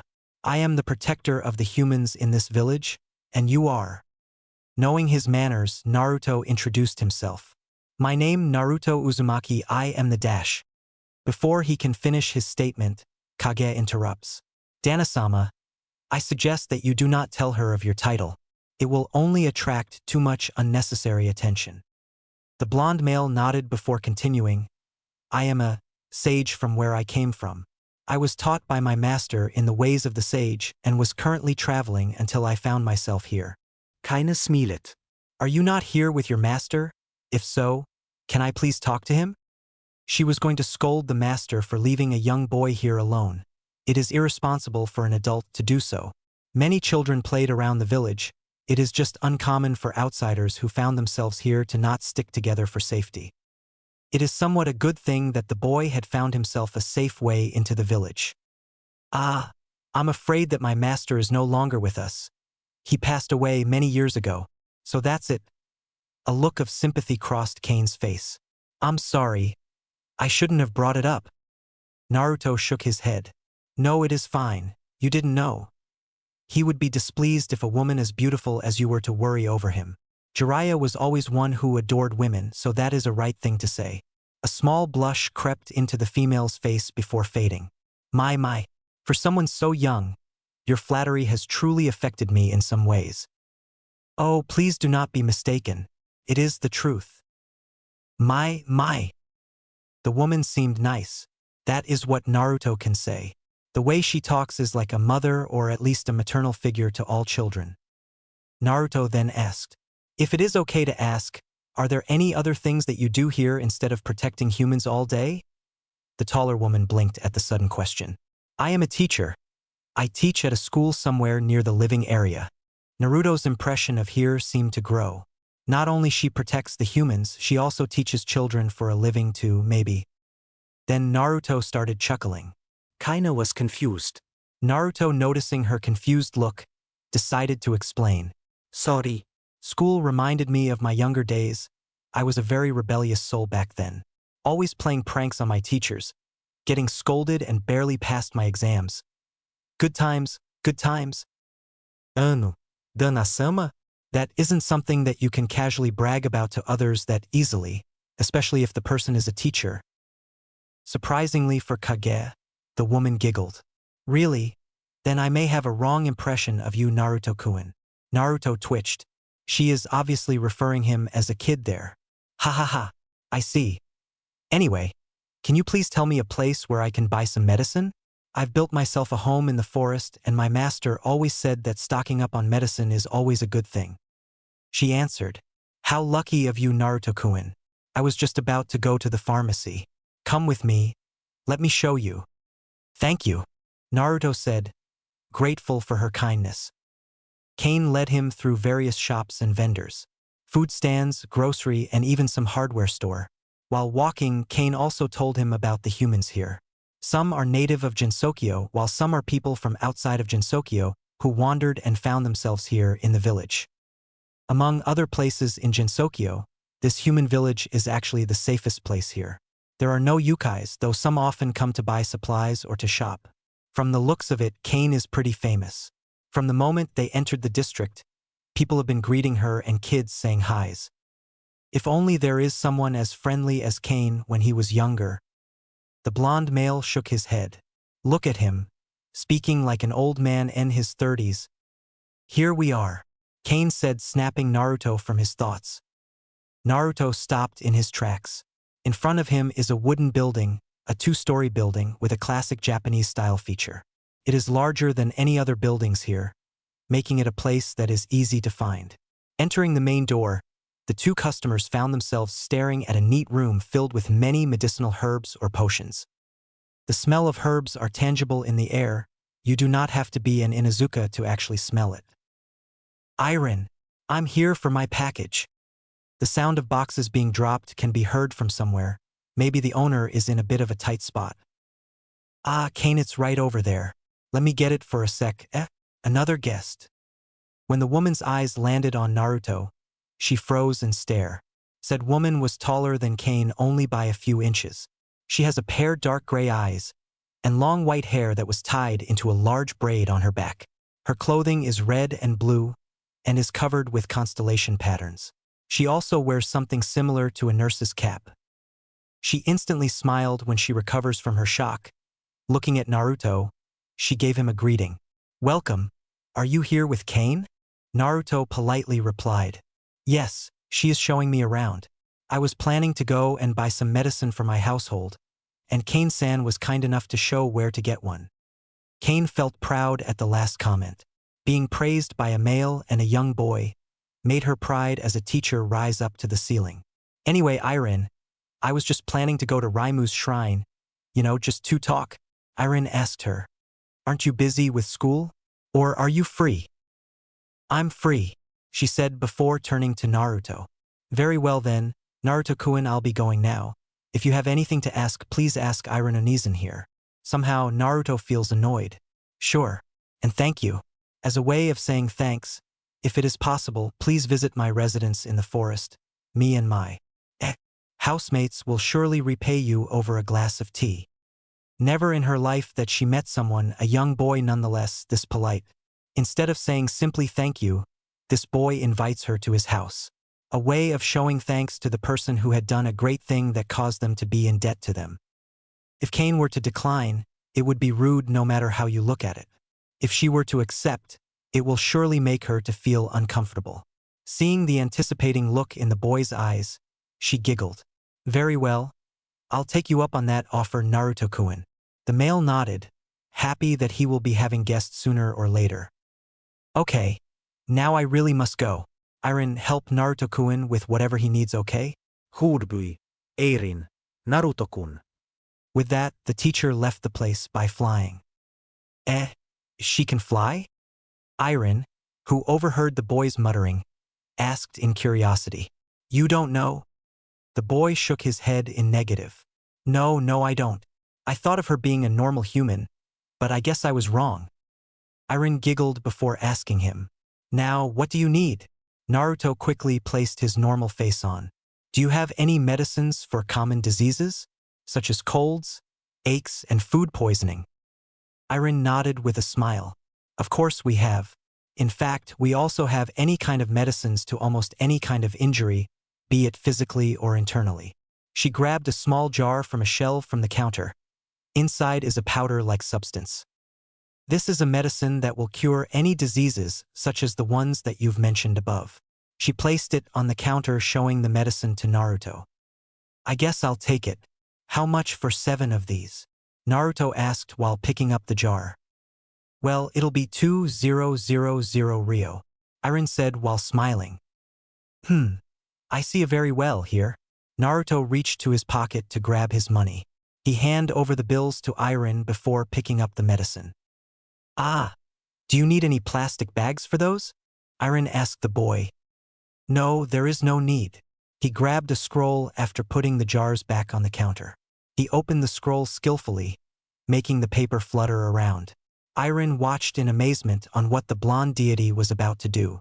To her surprise, he bit the tip of his thumb enough to draw blood and wiping it across the scroll. He aimed the scroll towards the jars that are stacked in the counter. He fascinates her when the jars started to disappear in a cloud of smoke. Fuin. With that, the kanji for medicine can be seen on the scroll written in black ink. Curious, Iron asked, what did you just do? Oh, I seal the medicines into my scroll. Judging by your reaction, stuff like these aren't common here. No? She nodded her head. I see. Well, this scroll acts as a mini pocket for me. It allows me to seal various items. Those items that I've sealed here will appear as their respective kanjis. See this? Seeing her satisfied with his explanation, Naruto bowed. Thank you for the medicines. I hope that you may have a nice day. Yes, of course. Have a nice day to you too. Iron waved to the boy. What an interesting boy. It is not in her everyday life that she gets top C people doing things like that. Yukari-sama, how is your observation on our newest guest in Jinsokyo is doing? Ran, Yukari's Shikigami, asked her master as they sat in the porch, viewing the garden of the Yakumo residence. Yukari happily sipped her tea before answering. The boy is an interesting one. Nice instincts, interesting possessions, and unique skills. Surely, he will surprise all of Jinsokyo by his presence, the Yukai said while enjoying the view. From the past hour, she had been observing one named Naruto Uzumaki. When he heard that he had built a house in the forest, she decided to enter it. But to her surprise, she can't. That is what have been bugging her. The BPY had visited Rinasuk's shop and leave with an interesting item, meeting Kane herself and going into Iron's pharmacy. He also showed her about this sealing scroll that he has. Looking at the currently blue sky, Yukari called for her Shikigami. Ran. Yes, Yukari-sama? What do you say that we give Naruto-kun a visit? Cue tripping for a certain god. Anything that you want to do, Yukari-sama. Yukari smiled before sipping her tea, emptying it. Fufufua very well, Ran. Prepare some refreshments for our newest neighbor. We must give them a proper Jinsokyo welcome. No? On it, Yukari-sama. So you're telling that to not tell anyone about you being a god? Yes. Naruto is currently at the Hakurei shrine. He was currently chatting with the Miko Raimu about some things. The privacy of him being a deity is one of them. But why so sudden though? Aren't you the one who come here and started saying that you are a god? A reincarnation? Yeah, whatever. Naruto released a long sigh. Imagine if you were to be in my position. True, being a deity you need to make a name for yourself. When you have followers, you'll get what you call faith. Raimu's face scrunched up in confusion. Faith. Naruto blinked. You're a shrine maiden and you do not know? Anyway, faith is what gives a god his or her powers or energy, to be exact. He paused. I am a reincarnation, or the next Aim no Hitatsukami. I gained my right when I defeated the first Aim no Hitatsukami, upon that era. Me being a deity that was once human can't possibly receive faith easily. Seeing the interest in Raimu's eyes, he continued. Before I continue, you must swear that you won't say anything to anyone, even your friend, or else. The winds picked up, the sound of thunder roar and lightning flashed. The ground shook for a second and birds cawed in fear. Raimu suddenly feel very scared, not of the boy in front of her, but of the god in front of her. Her blood has frozen and she can't even shake in fear. She was so scared that even her goosebumps aren't reacting. Yes, I promise. Raimu stuttered out. Good. Naruto nodded. Despite me being an infinite being, I am actually limited by one thing. Powers? No mortality? No wisdom? No. I am limited by humanly desires and thoughts. I was once human, after all. These are the only thing that remains with me when I become what I am now. Think about it, a being with the power of a god but with the mind of a human. Raimu gets it now. What the deity is trying to say is that his presence alone can both benefit and damage Jinsokyo's well-being. If someone were to find out that he had that kind of power, some will try to get it. Though most of the people here in Jinsokyo are powerful, not all of them have the same and incredibly amount of power as he does. But why don't you prevent it from happening? You are a god, aren't you? Indeed, I can prevent it. I can stop it and I can punish those who does it. But I simply do not have the authority on doing it. I may be deity, but I need permissions on to do those things, though I can ask the other deities and returning them the favor. Then, what are your authorities now? For the meantime, it is the destruction and creation of all things. I also have the 6 paths of samsara as a bloodline from my ancestor. You said it as if you're not satisfied with what you're having now. What can I say? I was human. My humanly thoughts and desires lingers unto me like a ghost of my past. Funny. Huh? A god being haunted by a ghost of his former self. It is not funny, in fact it is quite scary. But Raimu can't help but be amazed at the young deity's wisdom. He have the power, the strength, the will to do anything that he wants, but he chose not to do it. I see, well, let me give you my opinion. I know that it must be. Though on your side, but look, you are still a human no matter how you look at it. You still have desires, you being a god, you still thirst for more. That is a proof that humanity still lingers into you. But at least take care of it. Let it be a sign, like a proof that you have conquered it. Naruto was silent throughout Rimu's entire speech. He still has a bit of humanity left, and that is somehow refreshing and relieving at the same time. It showed him that he is still who he was before, a pure and tainted soul that was bounded by morality of men and sin. But now look at him, a deity, a god, an infinite being. Never in his life had he felt such a great achievement. He felt his ego rising, but whatever. Thank you, Raimu. Talking to somebody really helps. Come by my residence sometimes, and bring Marissa, the more the merrier, as they say. Naruto gave her a smile, which the shrine maiden kindly returns. Anytime, Naruto, anytime. With saying his goodbyes, the deity left. Talking really helps. Maybe he should build a shrine of his own. Nah. It is 4 p.m. Currently, our protagonist is having his early dinner. His dinner consists of, ramen. After all, it is the foods of the gods in his books. Actually, he had forgotten to buy groceries. I can't believe that you forgot something as trivial as that, Dana-sama. Kage, I order you to be silent. Fufufu, Dana-sama, is just too adorable. Kage. Of course, Dana-sama. Fufufu. Sigh. I guess I'll just grow some vegetables on my own then. Yeah, from his opinion, it is better to grow one yourself than just buying. It'll be harder, but it can also be turned into a profit-making system. He was currently low on money, and if the thought of using creation of all things to make money crossed your mind, be ashamed at yourself. But it is tempting. Then Naruto paused at eating. He felt an unfamiliar presence form outside the gates. He had invited Kane earlier, but this is different. It felt nothing like Kane's presence. Deciding that it was best to just face it, Naruto threw his ramen cup to the trash can and walked to the gates. When he reached the gates, he flashed a couple of hand seals to open it. After the gate glowed for a couple of seconds, the door opened, revealing a tall figure of purple and gold along with another figure with 9 bushy golden tails. Naruto's eyes widened. Sorry to intrude. My name is Yukari Yakumo. I've heard that Jinsokyo have a new resident, so me and my attendant would like to chat over for some tea. Is that okay with you, Naruto-kun? Naruto simply stared for a few seconds before smiling with his nice guy face. Of course not. Welcome to Sangami no IE. And finally it's done. While writing this, I was reading the reviews. To surprise, I actually have reviews. I was like, wow. No SRSLY. Well, I would like to thank those of you who commented and read the story. Love y'all who favorite No Homo. And please continue to show some support if you want more. Some complained about the story being too fast. From my view, it hasn't. Though I can't help but agree with the whole revealing myself as a god thing. I do not know what came over me.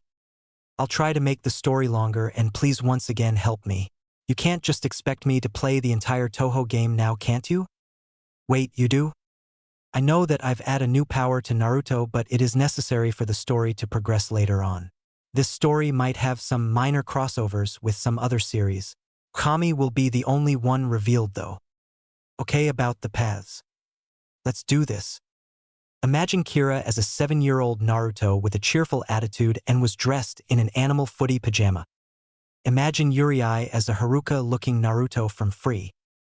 Imagine Kage as Izaya, but not that insane, from Durarara. Imagine Tsuin as all Ri Kugamiya's voiced characters. Sundra ones, but with Naruto's looks. Imagine Rin as Len Kagami from Okaloid. Note, Ren was inspired by Len, so is it safe to say that he looks like him. Imagine Siko as an insane Naruto. Or put in Glutton's FMA personality on him. That is all for today, guys. So tired it's 2 in the morning. Bye. I'm out. I see. So you are a traveling sage that comes from a faraway land and you somehow find yourself here. Isn't that right? Yukari, who had just sipped her glass of tea, asked the younger and shorter blonde to confirm what he had told her. That is basically it. The blonde male sipped a glass of his tea before resuming. Now that you've known why I'm here, let me ask you this. Why are you here? Silence reigned over the room. Neither Yukari nor Ran answered. The silence was finally broken by Yukari, who let out some choruses of giggles. Era. Isn't it common to greet a neighbor who had just recently moved here? Naruto's eyes narrowed mentally, meaning that he didn't show it. She is avoiding my question. She is trying to change the topic. He then released a sigh. I suppose it is. Yukari giggled. I'm glad that you understand. Then, from the looks of it, you are living here alone, no? To Yukari's surprise, Naruto shook his head. No. But I don't see anyone else here? Yukari blinked. Even Ran is confused. She can't sense any other presence besides the boy and her master. There. Naruto points his finger to the doorway. The two women looked at where the finger is pointed. Behind them is an exact copy of the boy in front of them. He, however, is taller and has a longer hair. The male behind the two women was dressed in an orange and red kimono. A single Magamata necklace can be seen dangling from his neck. He had a smile on his face, a smile that gives of an aura of comfort and yet danger. Unknown to the two women, of course. He is also holding a tray filled with snacks and new cups of tea. Danasama, it seems that we have guests, so I took the initiative to make some refreshments. Here you go. The other blonde male approached the three being before putting the refreshments on the table. Thank you, Kage, you may return now, Naro said, grateful for the initiative. It is my pleasure, Danasama.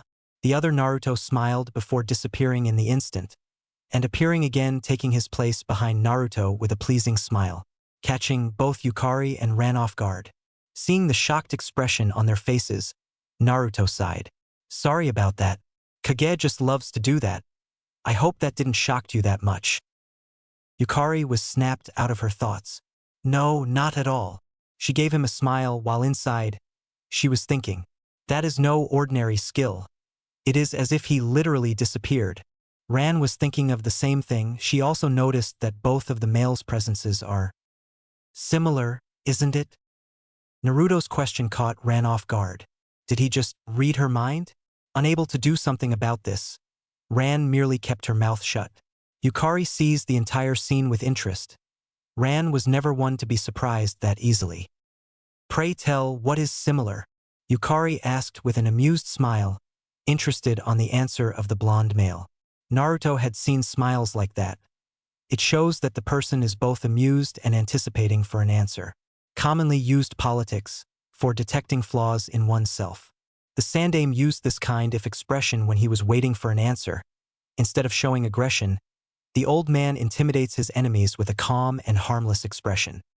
This woman really wants to know, huh? Kage's thought was noticed by Naruto, being connected and all that. He was curious on what his master will answer, but he knows for sure that it'll be something unexpected. The Heaven Path didn't fail to notice Ran's earlier reaction. Ran felt a pair of eyes aimed at her. Looking, she found a pair of crimson eyes with black rings and commas from the taller male. Ran froze, she can't move. When she succeeded to blink, she found herself staring into Kage's smiling face. Those pair of creepy eyes gone. The taller male casts Ran a look that says, "Are you fine?" But instead of answering, Ran nodded hesitantly. This house is giving her bad vibes. She knows that her master is feeling it too. The aura around here is a bit off. It isn't like anything that she had felt in her entire life. It's like stepping into a sacred place, a forbidden place for all beings. But what? The questions remained in her mind. Clearly, she's planning to keep this to herself. Unless if Yukari asked, of course. Naruto smiled, somehow making Ran even anxious. Our faces, me and Kage. That statement didn't calm Ran one bit. She knew that the boy is hiding something. Yukari was surprised. Looking at the other male, she also noticed the similarity between the two males. Yukari blinked. I see. Are you two siblings? Naruto laughed at Yukari's question. No, we aren't. Kage is my. Kage glanced at his other, meeting eye to eye. They thought of the same thing. Retainer. Both Naruto and Kage answered as one. Yukari wasn't convinced, however. Really? Her expression betrays her thoughts. Yukari was never one to be fooled easily. An experience that she gained, you might say. But instead of showing her discomfort, she just went along with it. The faint sound of crickets outside can be heard, somehow intensifying the atmosphere. In the male side, they are currently on the offense, while the female side is currently on the opening instead of defense. Really? The way the two males sang it in sync just aroused Yukari's suspicions. Regardless, she decided not to push it. I see. Then tell me, Naruto-kun. Both Naruto and Kage perked up, as if they're waiting for a question from the female blonde. Are you human? Naruto and Kage's smile had never been so innocent.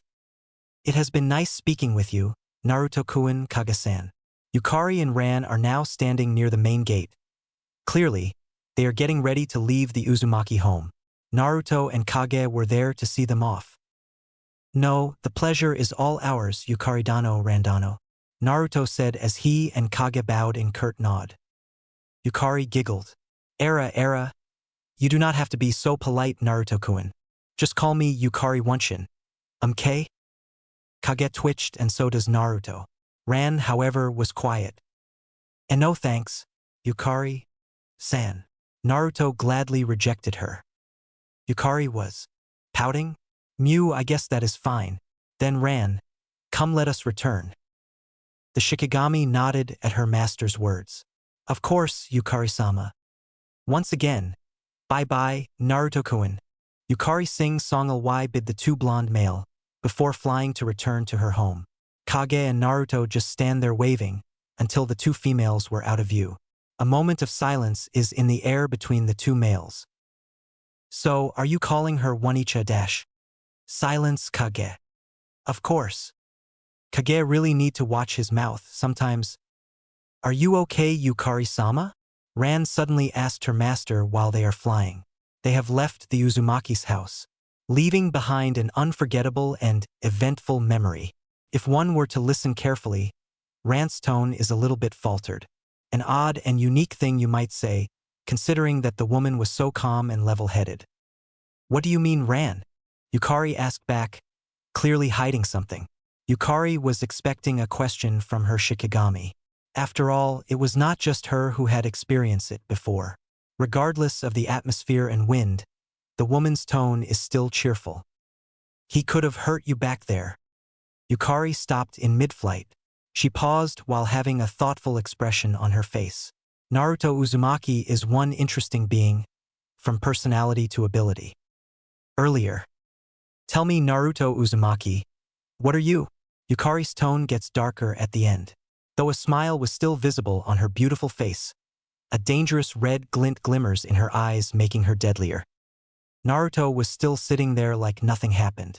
Kage was still standing beside his master, smiling, ever so sweetly. Instead of replying to the woman, Naruto cast her a bored look. It is then, when Yukari felt an even stronger aura than hers coming from the male in front of her. Tell me, Yukari-dano. Naruto started as he took a sip of his tea. Every movement he made causes Ran to become more alert. If I were to say that I'm not human, he cast a sweet yet dangerous smile. Would you believe me? Yukari's smile never falters. In fact, it gets even sweeter. Of course I'll believe you dash. Wrong. Naruto's smile was hidden by a cup full of tea. After taking a sip, he rests his elbow on the table and placed his chin on his palm. I was human. Yukari returned his smile. Oh, perhaps a yukai, then? Naruto shook his head. Kage watched the scene with an amused look as well as a smile. His master was a natural trickster. Of course he knew what the other woman, Ran, really is. The irony and coincidence is just too hilarious that he can't even laugh. No. Naruto laughed. A laugh that is soft and melodious. A laugh of someone who is enjoying his time. I'm afraid that I can't tell you what I am, but I can assure you that I am. Yukari's and Ran's vision was replaced by a black one. No longer is the fancy and comfortable house they are in. The scenario is replaced by a dark and red one. They are standing on a plain grass field surrounded by trees. It is dark, like night. When the two yukais look up, they saw a large circular ball of red filled with rings and commas. It glowed vibrantly and... Is it the moon? The blonde male, both of them with Kage standing behind his original, was looking at them with a staff on his right hand. His face no longer holds that nice and sweet smile. It is replaced by a cold and deadly look of a superior being. Can you tell who or what I am now? His question was audible in Yukari's ears. The shorter male stepped closer, making a mark of fire as footprints. Can you see what we are? The use of plural reference in the question confused her. A single droplet of sweat trickled down her forehead. It dissipates as if the air itself does not want it.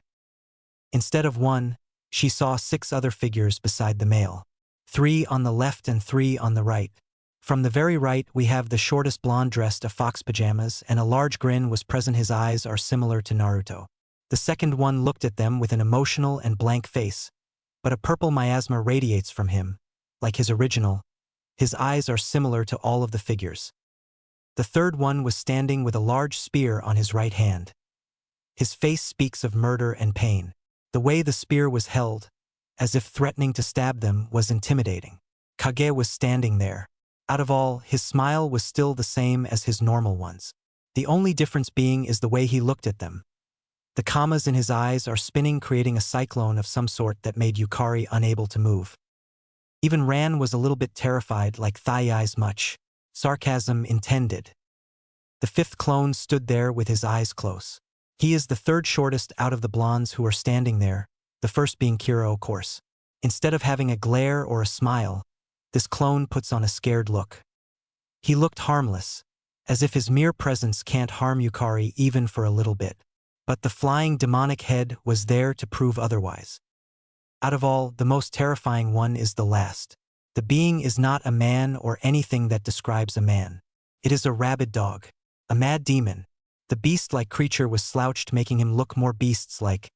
A pair of crimson and bloody horn grew out of his skull, finger-like claws and canine-sharp fangs. The description alone is horrifying, at least not that much for Yukari and Ran. Roa air foot. The roar alone caused a mini earthquake. The original stepped forward, followed by the others a distance behind. Each of them has their own sickening and deadly expression. From each steps, Yukari started seeing visions. The vision shows her how she would have died in the most gruesome ways. Staked into the ground with a giant claw. At the thought, Kira giggled. Going insane and having her very soul ripped out from her body. Yuri let out a chilling snort. Being impaled into a tree by thousands of bladed weapons. Suin chuckled like an ultimate sadist. A sudden death. Poof. An eraser of one's existence. Kage's eye spins even faster than before. A divine punishment. Seeing those who she held dear died before doing suicide. Being forced to see the scene for her whole life. The moon glows even redder. The darkness of the night is no longer visible and Naruto can be seen having a slight smirk on his face. Being tortured in the stomach of the Shinigami. Eaten alive by the death god. Ren's king of hell opens his mouth, showing hundreds of souls begging, as if waiting for someone to let them out. Being brutally eaten by a beast. Flesh and blood everywhere. Siko let out a maniac's laughter. Yukari was a woman first before she is a yukai, maybe it's the other around but still. A woman can be very, very fragile at times like these. She showed no fear or any form of intimidation. Instead, she was dead quite. Her cheery and normal attitude was gone, replaced with a silent and sullen one. Ran was able to see her master despite her current state. How can someone so young gives off such incredible killing intent? This is crazy. No, it has passed the boundaries of crazy. Insane. Madness. Outrages. She wanted to scream them out loud but can't. She can't stand, no matter how hard she tried. She can only feel as a wave of emotions hits her. Sadness, rage, fury, jealousy. These are some of the emotions that she felt. It is hard to describe. Ran knew one thing, Naruto Uzumaki was no ordinary human. No, he is not human. Yukari silent was welcomed by Naruto. It's as if he's expecting it. Tsukuyomi's blessing is truly impressive, unlike Itachi's. This one was much more powerful. Doing this can be called overkill for normal humans. Tsukuyomi can also damage the target physically and mentally. Naruto was not one for empty words, he said it, he'll do it. She wants to know who he is, he'll let her. Yukari was still as silent as ever. It's like a statue. Can't move, talk or see. She wasn't even breathing right now. She felt scared. A new feeling for her. Fear of the being in front of her. But she is also curious as to what this being is. With her thoughts cut short, Yukari Yakumo fell down to the ground. Humph. I can tell that it'll be even bothersome for me if someone were to ask around personal questions. Naruto muttered, still looking at the downed woman and her kneeling friend. Ma, I guess time is up. He holds his hands into a ram seal. Kai. End of flashback. Yukari giggled instead of answering her Shikigami. Era. You know that's not true, Ran. Her expression changed from happy to worse. He could have killed me. Ran said nothing.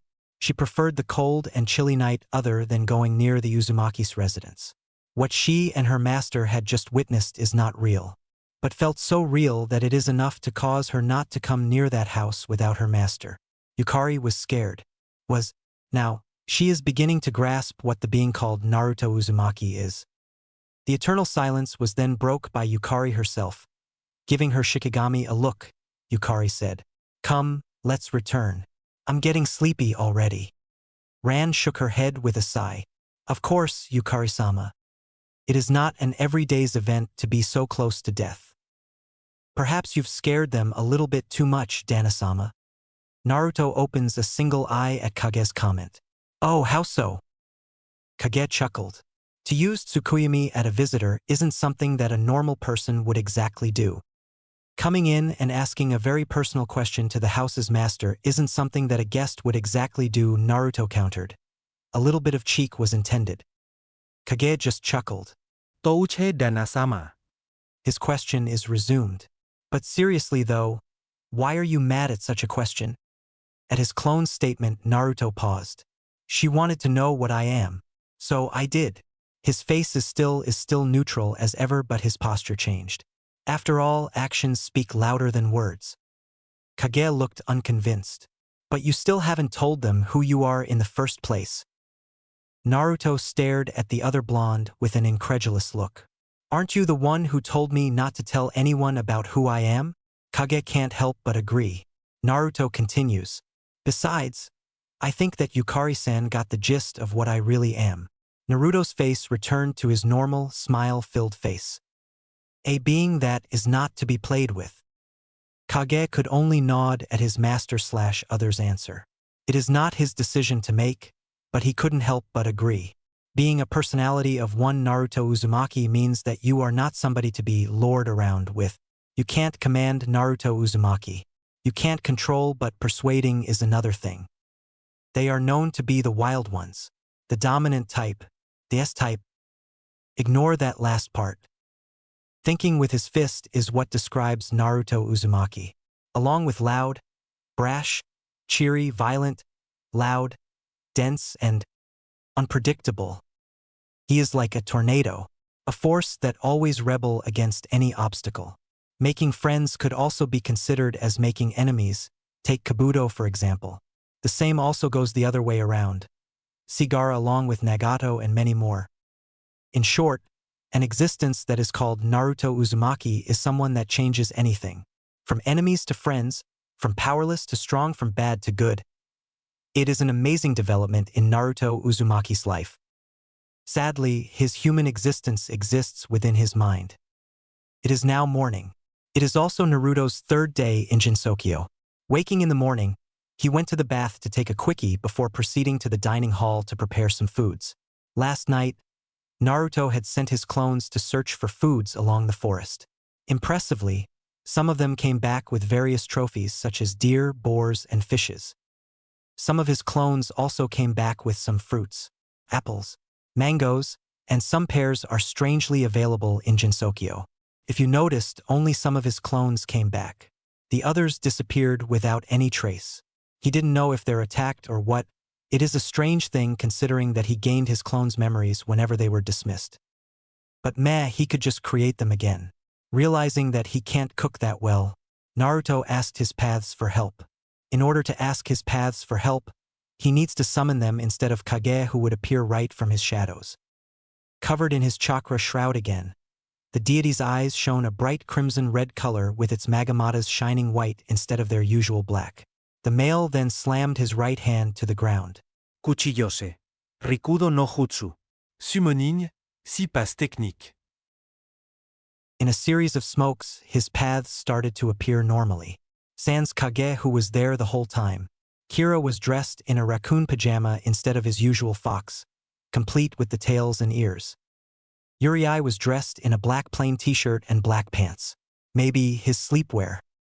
Suin was the fanciest of them all. Dressed in gold like liquid silk kimono pajama, complete with flowers and petals design all over them. Currently, he's having a rather foul expression, indicating that he isn't a morning person. Kage, as usual, was smiling while sitting in one of the chairs as if nothing was ever wrong in his life. Run was still half asleep. He is dressed in a girl's sleepwear? Or, to be exact, a male sleepwear colored in a girl's sleepwear. He is wearing a long-sleeved yellow and pink pajama with a pair of rabbit slippers. He is yawning while holding on Siko's chain. Speaking of Siko, the beast like Naruto is dressed in nothing, except a ragged-looking orange pants. His upper body showing an athlete's build, covered in red tattoos all over his abdomen all the way to his back and circling his neck. Imagine Gilgamesh from Fate currently. His mouth is being covered by a muzzle made out of steel. Holes are poked so that Siko can breathe. Seeing the current random state of his paths, Naruto can't help but sweat drop. It's almost like he's housing a bunch of orphan siblings. "Na boss, why did you call us here?" Kira asked while taking a seat in the chair. "HM? I just felt like it. Anyway, what are we going to do for breakfast? Can some of you cook?" Naruto's question comes out a bit sudden. All the paths started as one, Even Siko was hiding his face with his hands. Naruto stared blankly. I see. I can't really cook either. Phew. Naruto twitched at his path's sigh of relief. Can you imagine what would his cooking looks like? Naruto had never had the time to properly learn in the arts of cooking, to tell you the truth. He can only cook ramen, fried eggs, and miso soup. He really didn't find it necessary for him to cook fancy dishes. He'll eat whatever and whenever he wants to. Ramen is a primary food in his diet. Not eating it will result him to feel the following feelings: uncomfortable, dizzy, little fighting spirit, and a temporary decrease in stamina. Well, he might be too exaggerated at those last two comments, but still. Today is a new day, and a new day requires a new food. Seeing that this is an urgent situation, Naruto faced his paths. All of you, listen. They all quickly fall into line, awaiting orders. I will go into the village to buy some food for our lunch and dinner later on. You guys can cook eggs for now, but don't finish the ramen. As always, Kage will be with me. Ren, you're coming with me too, Naruto said to the six paths while looking at Ren. And me? Yes, you. Naruto confirmed his question. I see. Then, Yuri-san. The silent path perks up. I'll leave Siko here in your care. Please give him some of the deer meat as well as some vegetables. But not too much. Yuri nodded. Run went inside a room. The sound of clothes ruffling can be heard. After Run is finished changing, he went outside to join the others. He is now dressed in a white plain t-shirt with a knee-length black pants. He also has a gray hand warmers with yellow ribbons tied around it. His footwear consists of a white sneakers with yellow shoe laces. He is also wearing a pair of knee-length black sock, something that is very uncommon for a male to use. A yellow and gray hoodie jacket with chicken designs printed all over it are draped over his form. I'm already. Naruto stared. I see. Then let's go, Kage, Rin. Kage sunk into Naruto's shadow. Rin hand over Siko's chains to Yuri, who took it without any expression. Naruto walked towards the main gate with Rin right beside him. As soon as they are outside of the compound, Naruto motioned for Ren to take his hand. Ren, walking to the village will take us a while, so we'll be flying. Grab a hold of my hand and don't let go. Ren nodded with a blush, took Naruto's hand. Before Ren knew it, they are already at about 10 feet from the ground. Naruto is holding onto his right hand. As Naruto was flying, Ren was enjoying the view. The forest was quite large. It is filled with many rivers and streams. If he remembered from his master's memory, Konoha was like this too. There are noticeable wildlife, deer, rabbits, and birds, many more. The flying pace is slow. It's as if Naruto wanted to enjoy it. He could feel the wind as it hits his face, driving a cool and refreshing sensation into his body. After a while, the flying seemed to slow down. When Ren see why, he looked down. Right below him is a small village filled with people, markets, stores, and even vendors are available to see. Seeing a clear patch of space, Naruto landed down carefully. When landing, the two blonde received stares from the nearby watcher, or women to be exact. Women ranging from ages of 19 to 20 stared for a few seconds before looking away when Naruto cast them a glare. Ren could only watch with a minor confusion. Seeing left and right, Naruto nodded. Okay, Ren, we'll start shopping for foods now. Listen, I want you to stay close and don't wander too far. If we were to be separated, which is impossible, I want you to look through my eyes immediately. I'll give you the full permission to do so, but just in case if we're separated, I want you to wait for me here. The shorter and younger-looking blonde nodded. Okay. Naruto-sama. Naruto's face scrunched up in displeasure. Please do not call me such things while we are in public. It'll cause some misunderstanding. Imagine if you were to walk with Ren in public and to be called Sama by him. People mistook him as a girl already. It'll be even worse when he started calling you with such formalities. Ren looked thoughtful. Ni-sama. Naruto looked thoughtful for a while, but he decided that it was better than the previous one. Fine. Now come. Let's search by those stands over there. Naruto then proceeds to take Ren by the hand, trying to keep up the act. Along the way, the two blondes were getting the attention of nearby passerby. They heard things like, "How cute," or "Kia," from various women. Naruto sighed. Were men really that rare here in Jinsokyo? If so, then his suspicions are true. So far the only male that he had encountered is Rinasuk-san. The ration of men to women would be like 1 hour 99 minutes. Suddenly, our protagonist stopped dead in his tracks. A place filled with women. Then he sighed. Yet another place where women dominates over men. Noticing Naruto's sigh, Ren asked, what's wrong ni-sama? Seeing Ren's worried look, Naruto smiled in reassurance. No, it's nothing. Don't worry about it. Ren forgot to tell Naruto this. The other paths and Naruto himself is connected.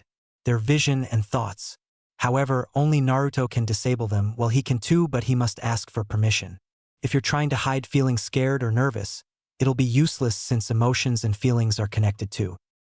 Regardless of what he wants to say, Ren decided to keep it with him for a while. Ren, tell me, Naruto started. You are the Naraka path, right? Yes. Can you revive someone from the dead? Ren was confused. Not from the question but on why did his master started to ask such question. Ren took a while before answering. Ano, if Nisama meant bringing a person back to life, I can do it. Naruto raised an eyebrow in magnificent. Ren continued. But I may need Yuri-san's help to do so. Why? Ren answered. I can revive a person by replacing their souls. I can take the souls through my King of Hell. But why Yuri-san has the ability to absorb souls from others. He can literally absorb or store those souls into the King of Hell for later use. But it seems that I can't do that right now. Naruto was curious, so he asked, why can't you do it? Ren sighed before answering. We are in a different world. The U underworld in here isn't exactly the same as the one in our W world, though a few similarities can be seen. Isn't the netherworld connected even in different timeline or worlds? Naruto knew that he was asking too much question, but it is necessary for his knowledge about his paths. The netherworlds are connected, but I do not have the authorities or permission to use the souls from this world. But if Yuri-san were to take them himself, the chances are moderate. Ren explained to his master.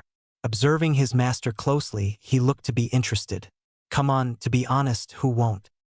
I see. But it's against my books to force such actions to someone, unless it is necessary. Naruto has seen greedy men in his life. Money, women, and fame. These are the cause of mortal sins. It's like a drug, once you took it you can't stop. Greedy men will use any means necessary to get what they want, and they all will suffer from the consequences. The teaching of all religion involves not being greedy. Some may be interpreted differently, but it all comes down to one thing.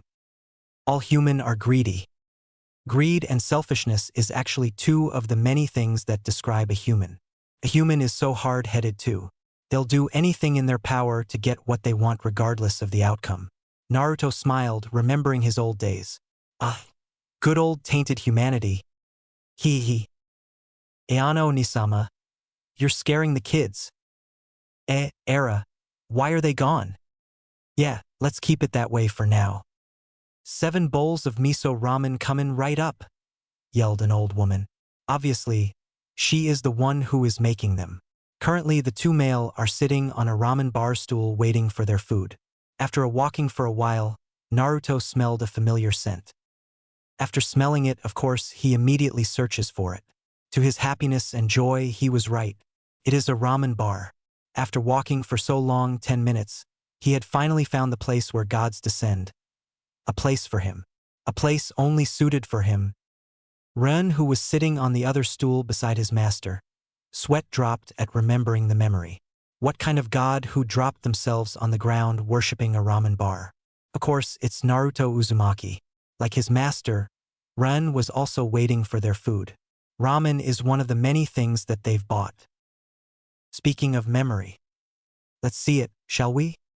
Earlier. Oh no. Ni-sama. Are you sure we're going the right way?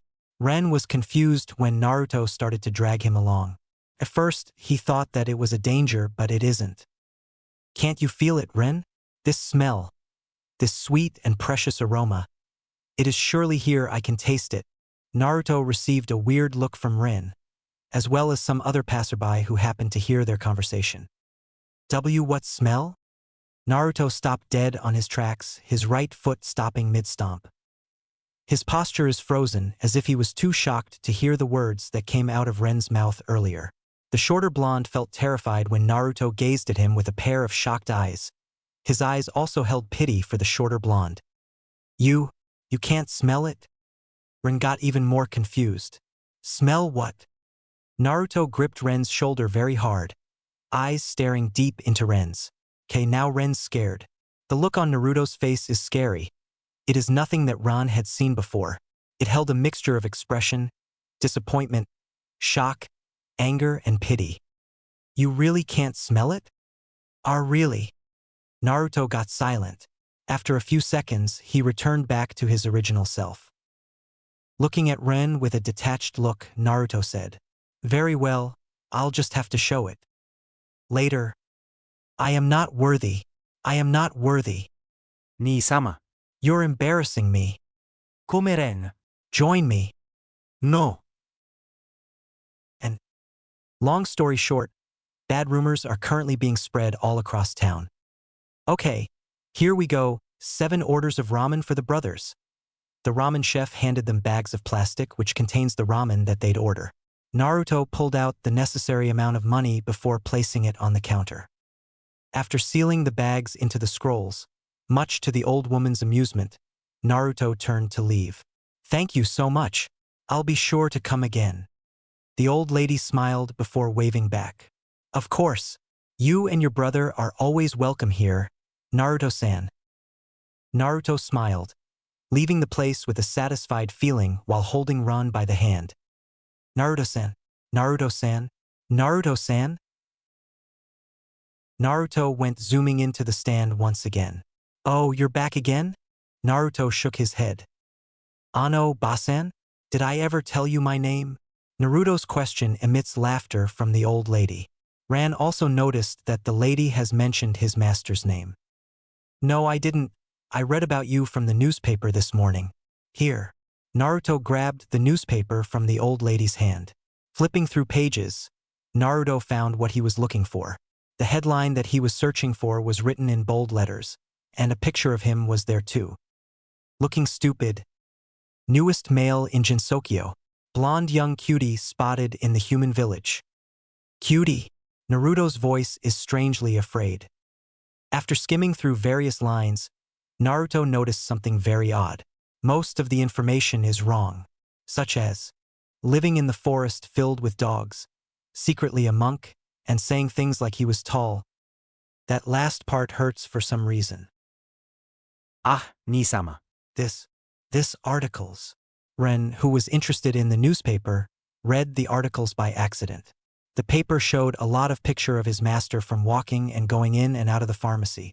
Who could do such things, not that it is horrible. Naruto was thinking of the same thing. Who took a picture of him? And judging from the scenery, most of these are recent pictures, about the time when he accidentally met Kane. The shooting was actually done nicely. Looking from the distance, the person must be at a vantage point. Or she's flying, which is really obvious. Surprised? Aya is a really good reporter after all. Taking pictures and writing articles isn't a problem. The old lady said with a small laugh. Naruto asked the old lady, Aya? Who is this Aya person? Another name that he hasn't heard. It's feminine too. Aya. Shimimaru Aya-san. She's Jinsokyo's traditional reporter, interviewing everyone and writing news. Though some of them aren't that accurate. Naruto can't help but agree with the old lady. The ramen chef continued. But knowing that you are the hottest topic this season, I'll doubt that you won't meet her anytime soon. Naruto's curiosity heightened. I see. Thank you for the information and once again for the ramen. He and Rin bowed one last time before leaving the stand and an old ramen lady behind. As soon as the 2 blondes were out of the stand, they sighed in unison. Oh no. Ni-sama. I think that we need to be wary and now that we know about this Aya person. Naruto nodded, but replied. I guess you're right. Being wary is easy, the hard part is when I can't sense her even when I'm using bijou mode, and that is disturbing. Bijou mode has the ability to detect a person's life force.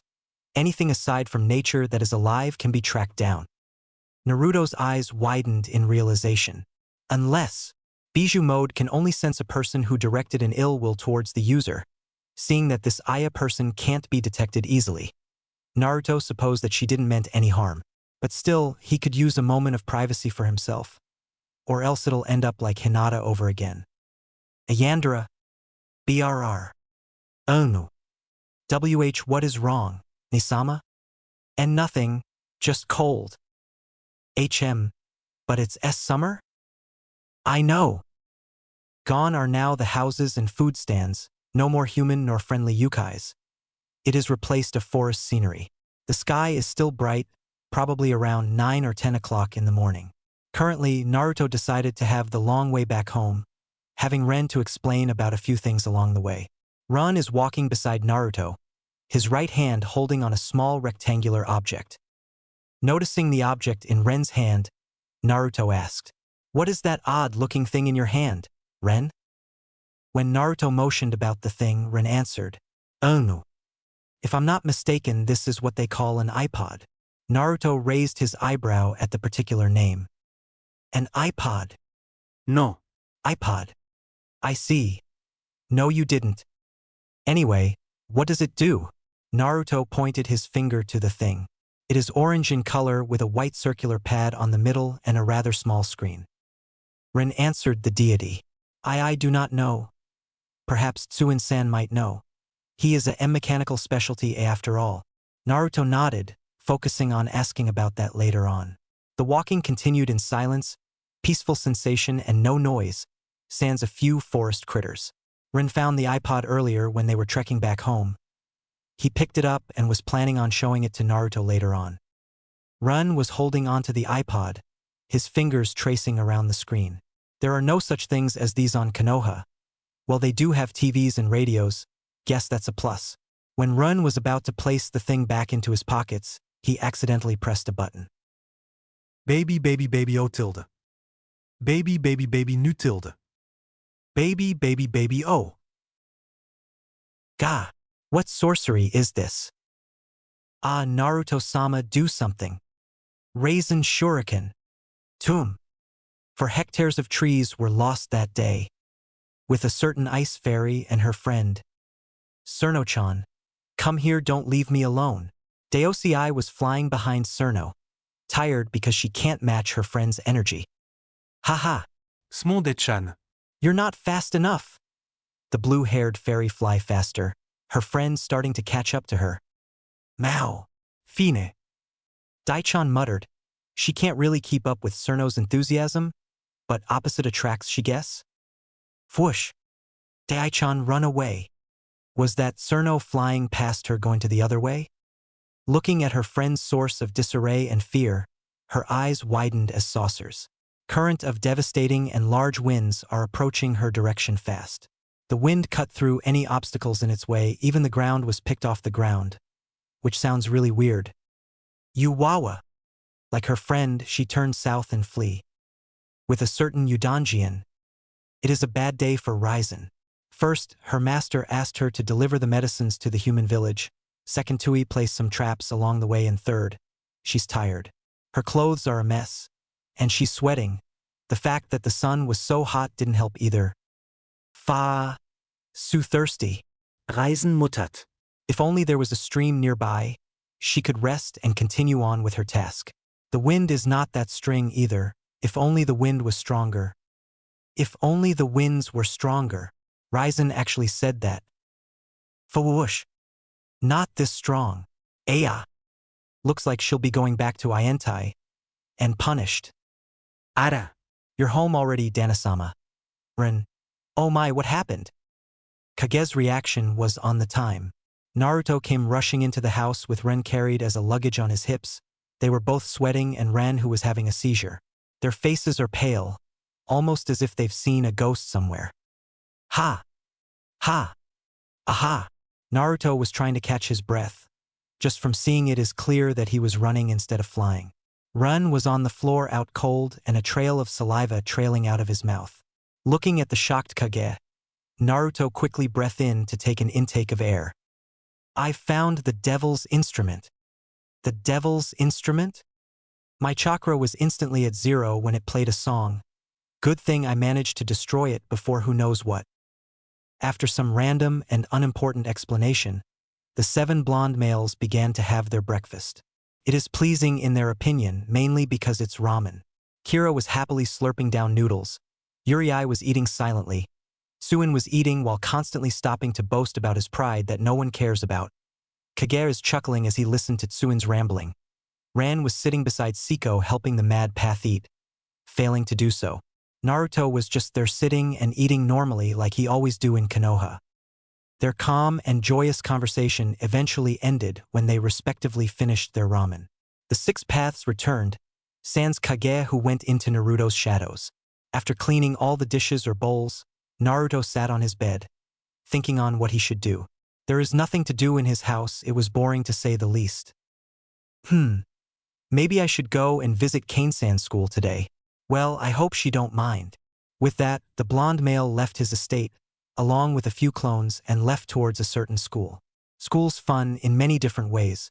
He had never taken education as a priority in his life, sans ninja ones. In his life it was all about getting stronger and jutsus. Jiraiya taught him about some educational values, but most of them are not exactly good for 12-year-olds. But he has a feeling that he'll meet interesting people again later on. Let's just hope that they are friendly and nice. After all, the first meeting can also be considered as leaving. Making a good impression of oneself is complicated for Naruto, judging from attitude back then.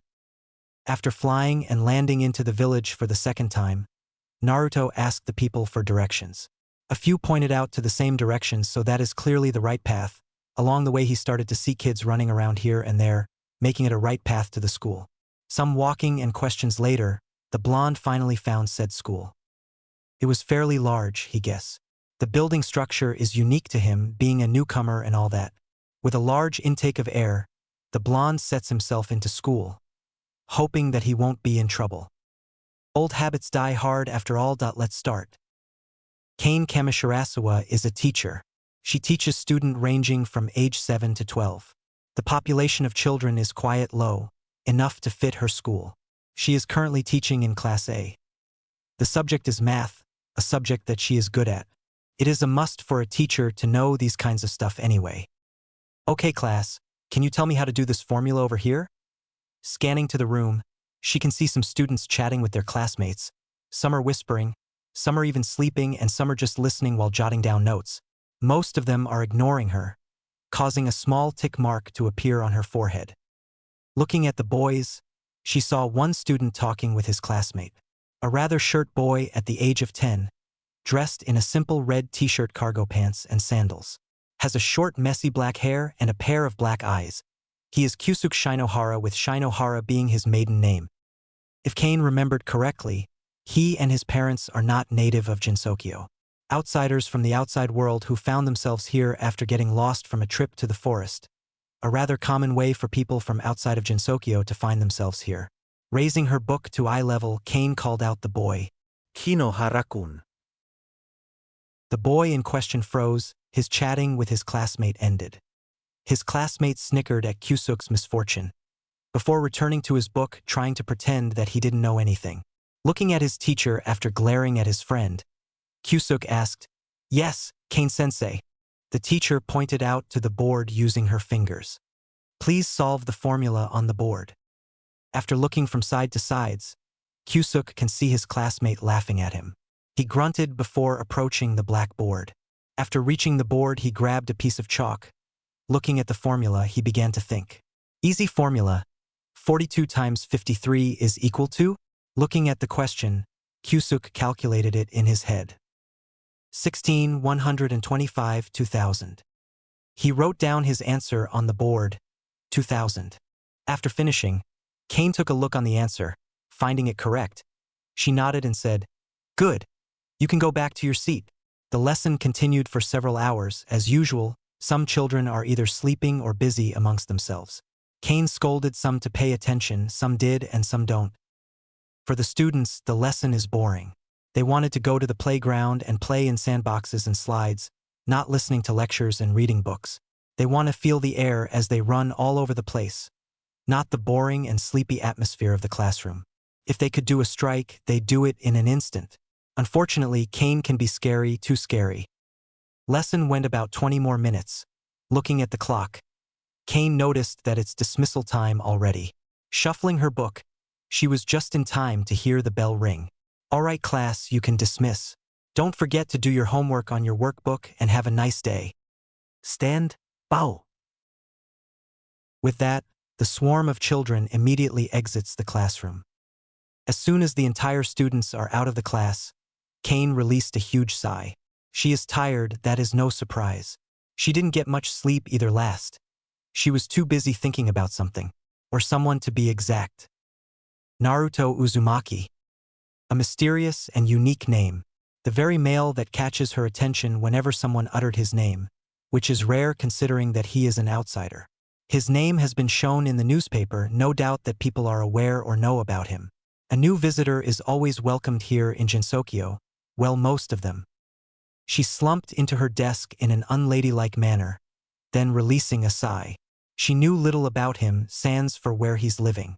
From the first time she met him, she could tell that he is a nice person. Despite for being young, she can tell that he is wise for his age, being a sage and all that.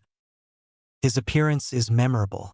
Short stature, cue tripping for a certain god, spiky blonde hair, whiskered cheeks, and a pair of crimson exotic eyes. He is eye-catching to say at least. From his words, one could actually tell that he is mature. She remembered of him introducing himself to her. Look at her, barely meeting the person, and yet she acted like she was his close friend. The teacher stacked her books in order and placed her writing utensils to the pencil case. Her mind then wanders off on its own, thinking about a certain blonde.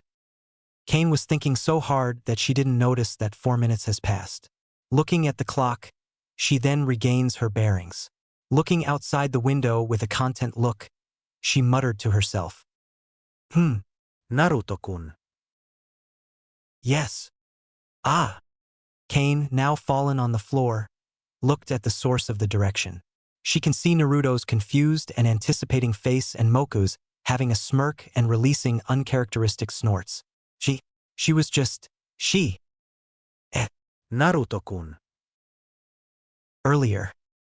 I guess this is it. The school's sliding door is just in front of him. He hesitated at first, still thinking whether he might disturb Kane or not. If he were to go in, the lesson might go unplanned and Kane will have a hard time on teaching the kids. When our protagonist was about to place his hand on the handle of the door, he felt a presence behind him. HM? Who are you? Never seen you around here. Naruto blinked. In front of is a girl at her early 20s. She has a pair of red eyes and ankle-length ivory hair, wears a light brown shirt that appears as if it has been discolored from fire, and dark red overalls that are randomly decorated with paper charms.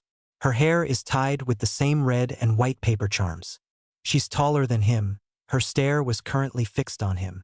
Of course, by those eyes alone, Naruto can tell that she is curious. I'm Na. The girl interrupted his introduction. Oh, I've heard about you. You're that new guy in Jinsokyo, aren't you? Her sudden revelation about him was surprisingly what Naruto had expected. The newspaper is probably their source of information and news. He didn't see any radio towers here.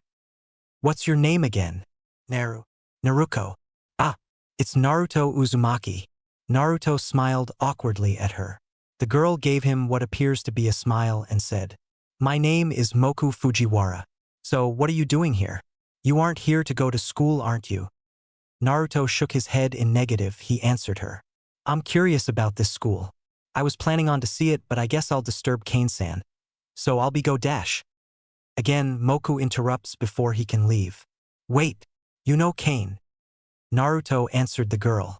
Yes, I do. I met her when I was on my second day here. Why? Is there a problem? The question was expected, again. Judging from the woman's reaction, she must have a close relationship with Kane. The female shook her head. No, so you want to meet with Kane? Then come on in. First period's about to end, so you'll have a long time chatting with her. Naruto didn't like her smile one bit. It reeks of teasing and bad vibes. It strangely reminds him of the examiner lady back when he was taking his Chunin exam. Unlike Enko's scary and bloodlust smile, Moku's was more on teasing and mischief. Come, let me show you the way. She then led him through the hallways. The rooms are not that many here, about 3 or 4. From his observation, children are common here. He saw a bunch of them in the living quarters and market district, but he still didn't know if all of them go to school or not. After walking for a few minutes, they reached a wooden sliding door at the end of the hallway. Moku gestured towards the door. Well, this is Kane's room. Lesson has ended, so Kane is having her free time right now. Naruto nodded hesitantly, still thinking whether this is a good idea or not. He really didn't want to bother someone, especially those people who are having their free time. He wasn't dumb enough to not know that Kane is tired. Irika proved him that much. Moku was getting impatient at the boy. It's as if he's going to his girlfriend's house for the first time, trying to invite her into a date. Oh, come on, just open the door. Here, I'll do it. Moku stepped in front of Naruto while grabbing the handle of the sliding door. Naruto was caught by surprise but didn't show it. A small sigh of what appears to be contentment reached their ears. Naruto-kun. Naruto, being the clueless, dense, and ignorant person he is, spoke out his thoughts. Yes. Flashback ends. So, that's how it is, I guess? You guess. Kane's reply to Moku's explanation was instant. She was embarrassed, both being caught muttering Naruto's name and her reaction on where she fell down the floor. They are at Kane's house, located somewhere in the village near the school building. They are sitting in the living room, near a small wooden table at the center of the room. Kane was sitting on the opposite of Naruto with Moku beside her, her face now rid of the redness and heat. Moku giggled at her friend, seeing her like this rare after all. Meanwhile, with our blonde protagonist, he is currently having a nice time sipping on the tea that Kane had kindly made for them. Hospitality such as this is rare in Konoha, if one were to look back on his younger days. Sounds of birds chirping still can be heard outside despite of it being midday. The explanation is quite short, it is also simple. The blonde sage was there to visit the school, and he happened to meet Moku, who was there after taking a walk. Looking at the mail, Kane asked, So, why did you decide to visit me? I mean the school, Naruto-kun? Moku definitely noticed her friend's little slip-up. Instead of saying anything, she snickered silently. Truthfully, I was bored. Since I do not know any other place besides the school and the pharmacy, I decided to go to the school to know my way around here. Well, he did know about Rinasuk's shop, but it wasn't that important right now. I see. Then what do you think? About the school, I mean. Kane asked Naruto with a smile. Let's see, it is nice. The children are similar from where I came from, playing here and they're running everywhere and whatsoever. But importantly, he paused, his face showing a content expression. It feels nostalgic. Really, why? Kane can't help but ask. She really wanted to know more about the blonde boy in front of her. Naruto chuckled. You might not believe me, but I used to do pranks when I was still in school. My teacher always scolded me, saying for me to get serious in my studies. Kane giggled. He did tell her about him being a troublemaker when he was younger. Moku then interjected in the conversation. Speaking of which, just how old are you? Your appearance says that you're 12, but I have a feeling that you're older than that. Kane was thinking on how rude it is to ask a person their age, be it younger or older. Especially older. Naruto smiled at her question, creating a moment of silence. He then answered. Before you ask me that, just how old are you, Moku-san? Stab. Gay? Touché there, buddy. Moku muttered bitterly. Naruto laughed. Ha ha ha. In all seriousness, I'm about 19 to 20 years old. My body was like this ever since I found myself here in Jinsokyo. However, if you like it, I can transform into my older appearance if you want. Really, can you? Then, if you don't mind. With that, Naruto formed a ram seal. A cloud of white smoke burst from Naruto, enveloping the area in a thick fog-like area. After the smoke clears, it shows a taller blonde. Naruto's hair is longer and he is surrounded in his black and red chakra shroud. His hair is arranged in his normal fashion, blonde, spiky, and 2 hairs like horns pointing upwards. Aside from his physical appearance, his presence also changes. Not that much difference, but it is more exposed, you can say. His previous presence feels a little bit contained than this. It is due to him sealing a portion of his chakra. But now, with Bijou mode on, he knows that Moku and even Kane can feel that something is wrong. Now, the question that comes to mind: why did his chakra cloak appear? He only performed a simple henjutsu, a technique that he is good at, but how on earth did his chakra shroud appear? Well, so much on having a low profile now, seeing the two women who were currently staring at him. Et surprise. Hot. Pun not intended. Moku's compliment was very much appreciated at that moment. Observing through an eye-filled gap, Yukari chuckled at our protagonist's mistake. Yes, she is currently observing the blonde, and yes, she is in her room, and yes, she is lazy to move. Observing Naruto Uzumaki is an interesting thing. She was actually kind of intrigued and amazed at the same time of her disability to observe, spy, in the boy when he's at his house. Whenever she does that, all she got was static feed, which is a weird thing considering that it is a gap, not a TV. Anywho, she was enjoying what she's seeing right now. A sinfully handsome blonde Adonis was on his full form right now. Look at those eyes. Those flames-covered figure. That iconic and wild hair. Importantly, look at his height. Ugh. I feel annoyed for some reason. Kane can't answer. She and her friend was still trying to take all of this to their heads. Yukari shook the thought out of her head. It's not time to joke around here. From what she has gathered, it seems that Naruto hasn't met all of the interesting characters in Jinsokyo. Imagine her surprise if he'll met a certain vampire when she was taking her little walk with her maid. Yukari's smirk grew wider at what she's observing. The blonde boy is currently explaining about his current appearance. Not age but chakra shroud. She listened in to their conversation. Naruto said something about it being a chakra, a mixture of spiritual and physical energy of a certain being. What being? She didn't know. Basically, this chakra shroud thingy gives him increased strength, speed, and sense. He's 10 times faster, stronger, and sensitive to life sources. Imagine her face when Naruto said that he can also manipulate elemental affinities to his will. That is impressive and unique. Looking at the gap once again, Yukari giggled to herself. My. Naruto-kun. You're even more interesting than I've thought. Maybe it is time to show him a proper Danmaku battle? Wow. Words can't express what Kane had just listened to. As she'd said before, Naruto Uzumaki is filled with mystery, and the more you knew about him, the more you want to know about him. Hearing his explanation is like hearing characters from fairy tales. That coming from someone who lived in Jinsokyo is very funny. Ninjas she knew, but ninjas who can create fire, summon animals, and healing is just hard to accept. Look at Moku. She was already brain dead ever since Naruto mentioned about fire.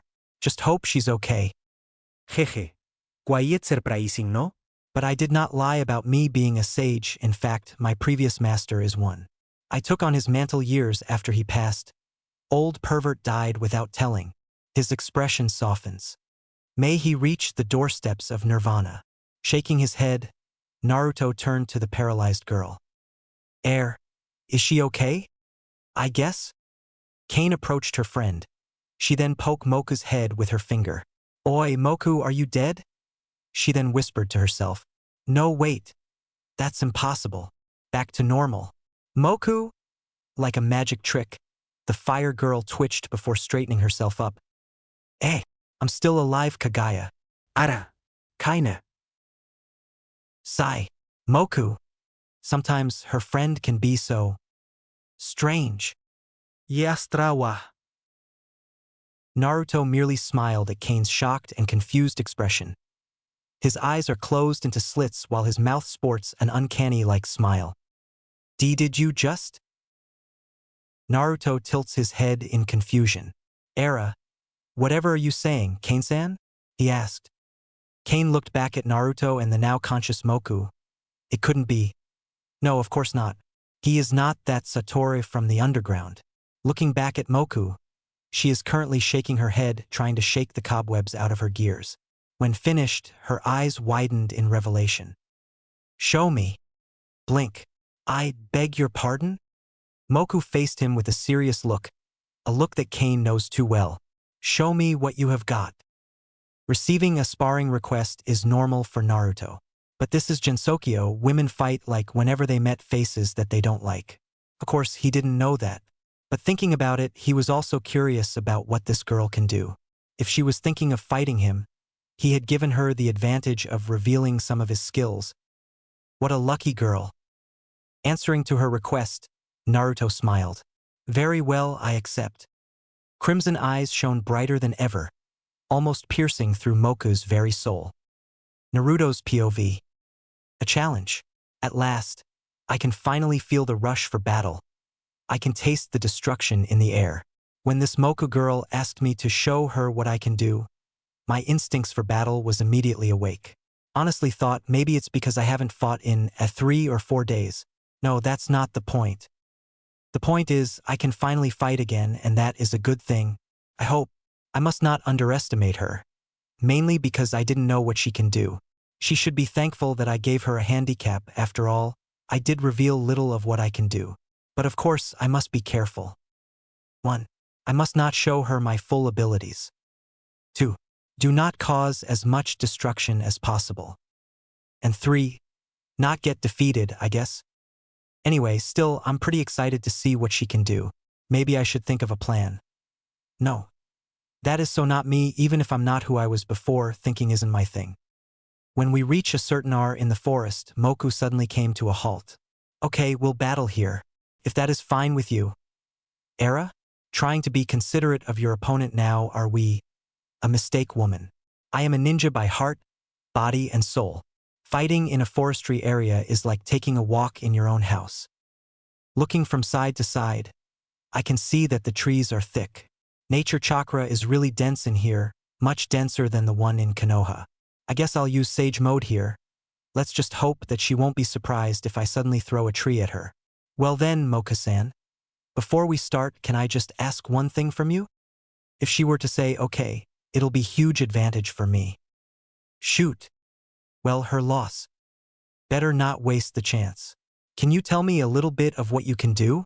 I did tell you a little about mine. Well, about summoning, shooting fire, and healing? Yup, not all of them. The girl gave me a smile. Weird. Fire. Ah. Another Sasuke here. At least she doesn't smells like Onigiri or look like a retarded chicken.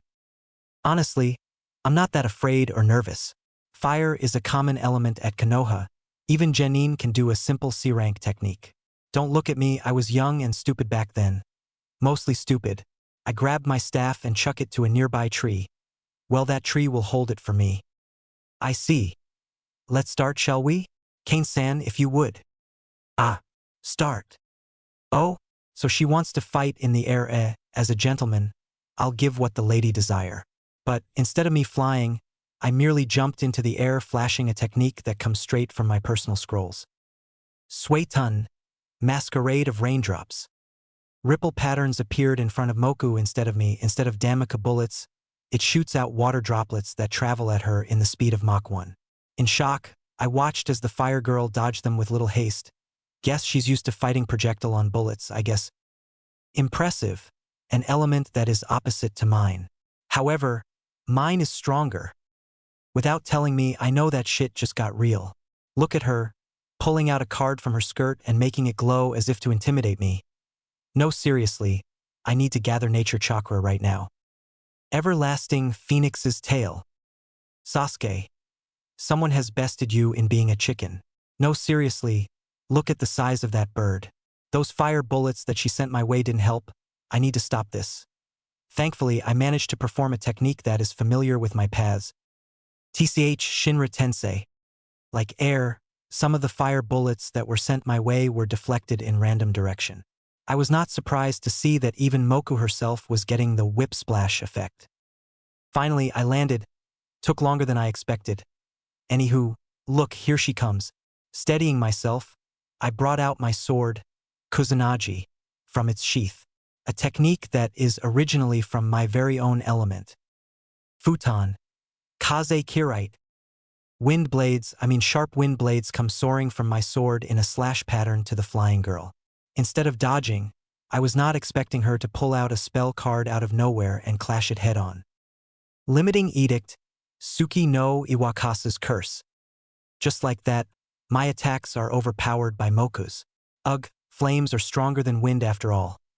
The heat is strong. I'm sure that even Kane-san can feel it too, even when she's hiding behind that tree over there. I really need to end this quick. If I were to fight more, I can't hold back and it will be a bad thing. Look at her.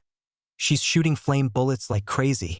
Hell, it's even twice times hotter than Sasuke's flames. Curse that Uchiha for not doing anything. Achoo! Naruto Uzumaki, you're interesting. Why don't we take it up a notch, okay? That era damned that smirk. It's too tempting. I want to show her what I can do, but my body speaks of restrain. How about, let's see, aha! A smirk was suddenly planted into my face. Very well, Moka-san. I'll give you what you want. If the lady so desires, I shall give it to her. This is it. This shows that I've listened a little bit while I'm in class science. Before you criticize me, listen first. There's a flame girl shooting fire at me right now and I, as a wind-natured person, know just the thing to cool her down. You know this thing about vacuum? Sucks out air. If there is no air, there is no fire. Bingo. I'ma do just that. After all, playing with fire is a dangerous. I discarded my sword to somewhere?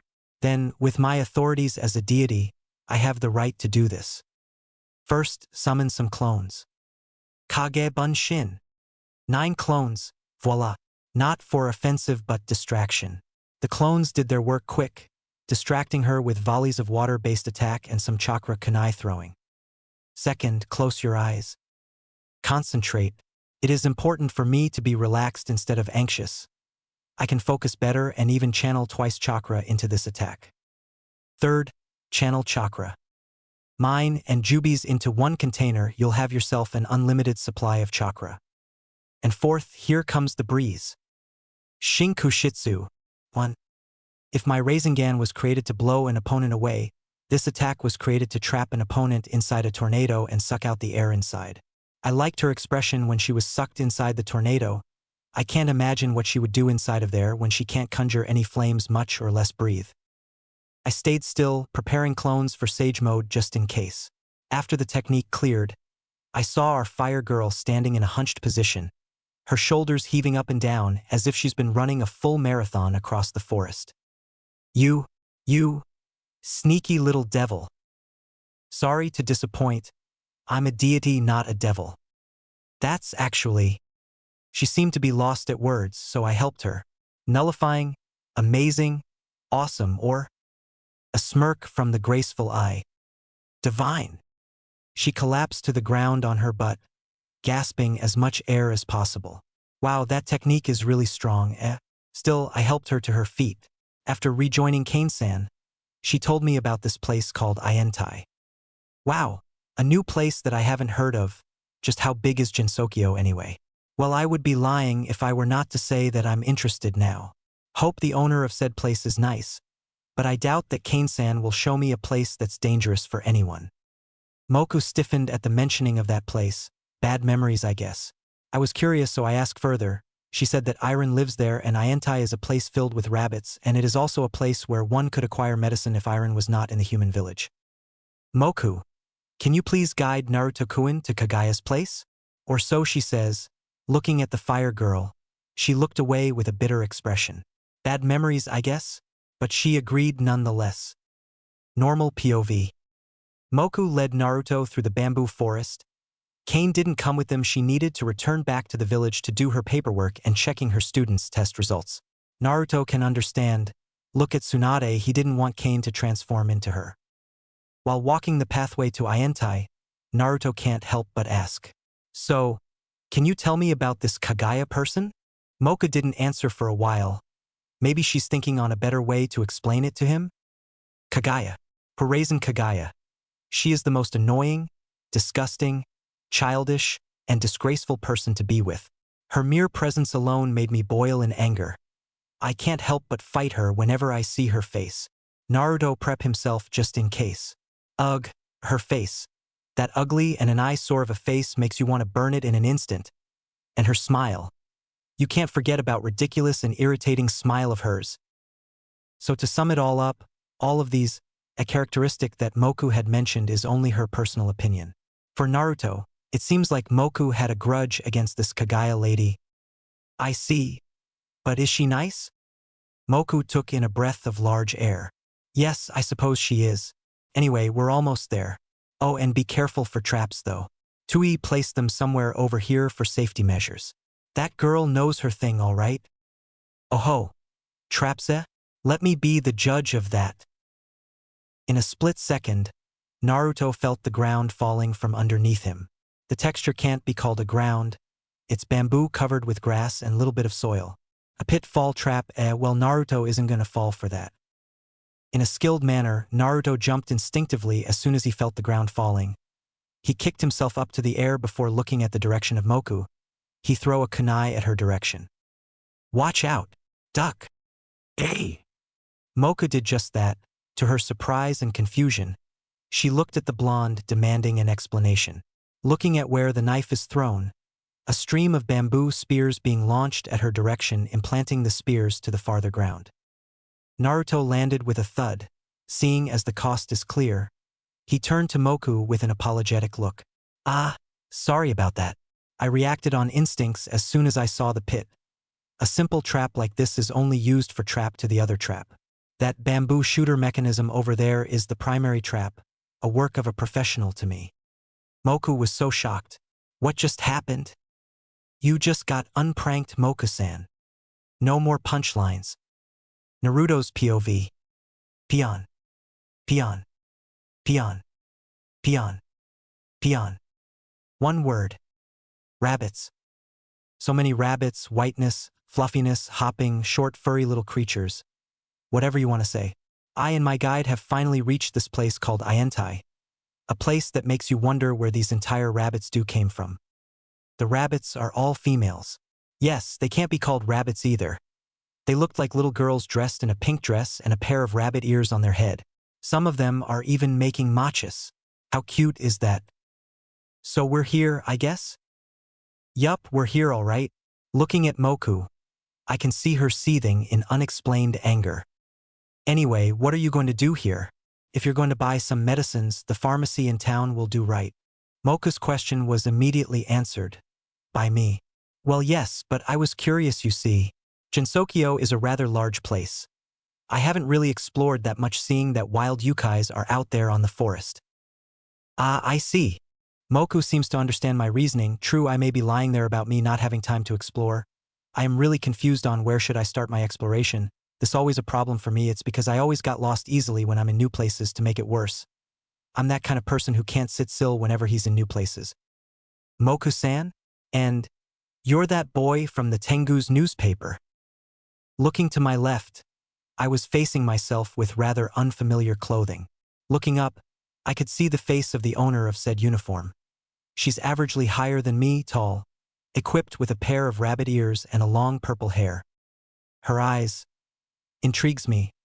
They are somewhat similar to the Sharingan. They gives off this uncomfortable aura, but of course nothing that I can't handle. She must notice that I was looking at her eyes. To my surprise, she looked away instantly. Udanji, where are you? Aramoku and Naruto-kun. Surprisingly, Irin was here too. Rather, she seems familiar with the bunny girl in front of me.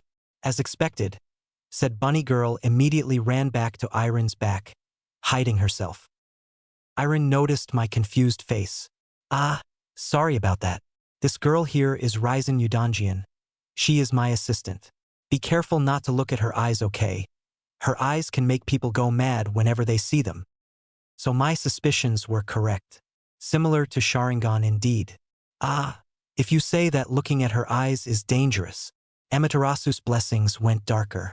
Looking at mine would be deadly. Eh? Ahem. Nothing anyway, so. This is Ientai, huh? It's quiet, lively, yet peaceful at the same time. Ufufu. Thank you for the compliment. Come, let's go inside to resume our talk. So, Irin and company led me through various hallways on this Japanese-styled mansion house-like building. Well, for being a house, this place is quite large. About twice the size of my compound. It explains that the rabbits who worked here lives here too. While walking, I can't help but notice that Moku really disliked this place. Well, the term dislike might not be right, hate. Yes, hate. She has been murmuring what appears to be curs to a certain name that I can't quiet here. Oh, the temperature increased too, by the way. The rabbits are sure energetic, aren't they? Look, they're even mopping the floor and some are even outside doing the laundry. Maybe I should make clones do my bidding instead. Yup, that sounds just about right. Naruto-kun, how did you meet up with Moku here? Irin finally asked me. Well, I was going to visit Kane-san's school and I happened to meet her along the way. She's kindly enough to show me where Kane-san is. Oh, you both wouldn't have anything to do with those explosions earlier, don't you? Both I and Moku twitched. She's suspicious of us. If we were to say yes, would that bother you? No, not at all. Though I must say, I never thought that you were the type to fight, Naruto-kun. Well, I am a sage after all. Fighting here and there isn't that new to me. Sage. Alright, I haven't told Moku that I'm one. She passed out, remember? I took after my master's mantle as a sage after he passed. I'm a ninja ever since I was younger. Being a sage is like a wandering ninja. A sage ninja, what a strange combination. Haha. Not so strange, I tell you, Irin-san.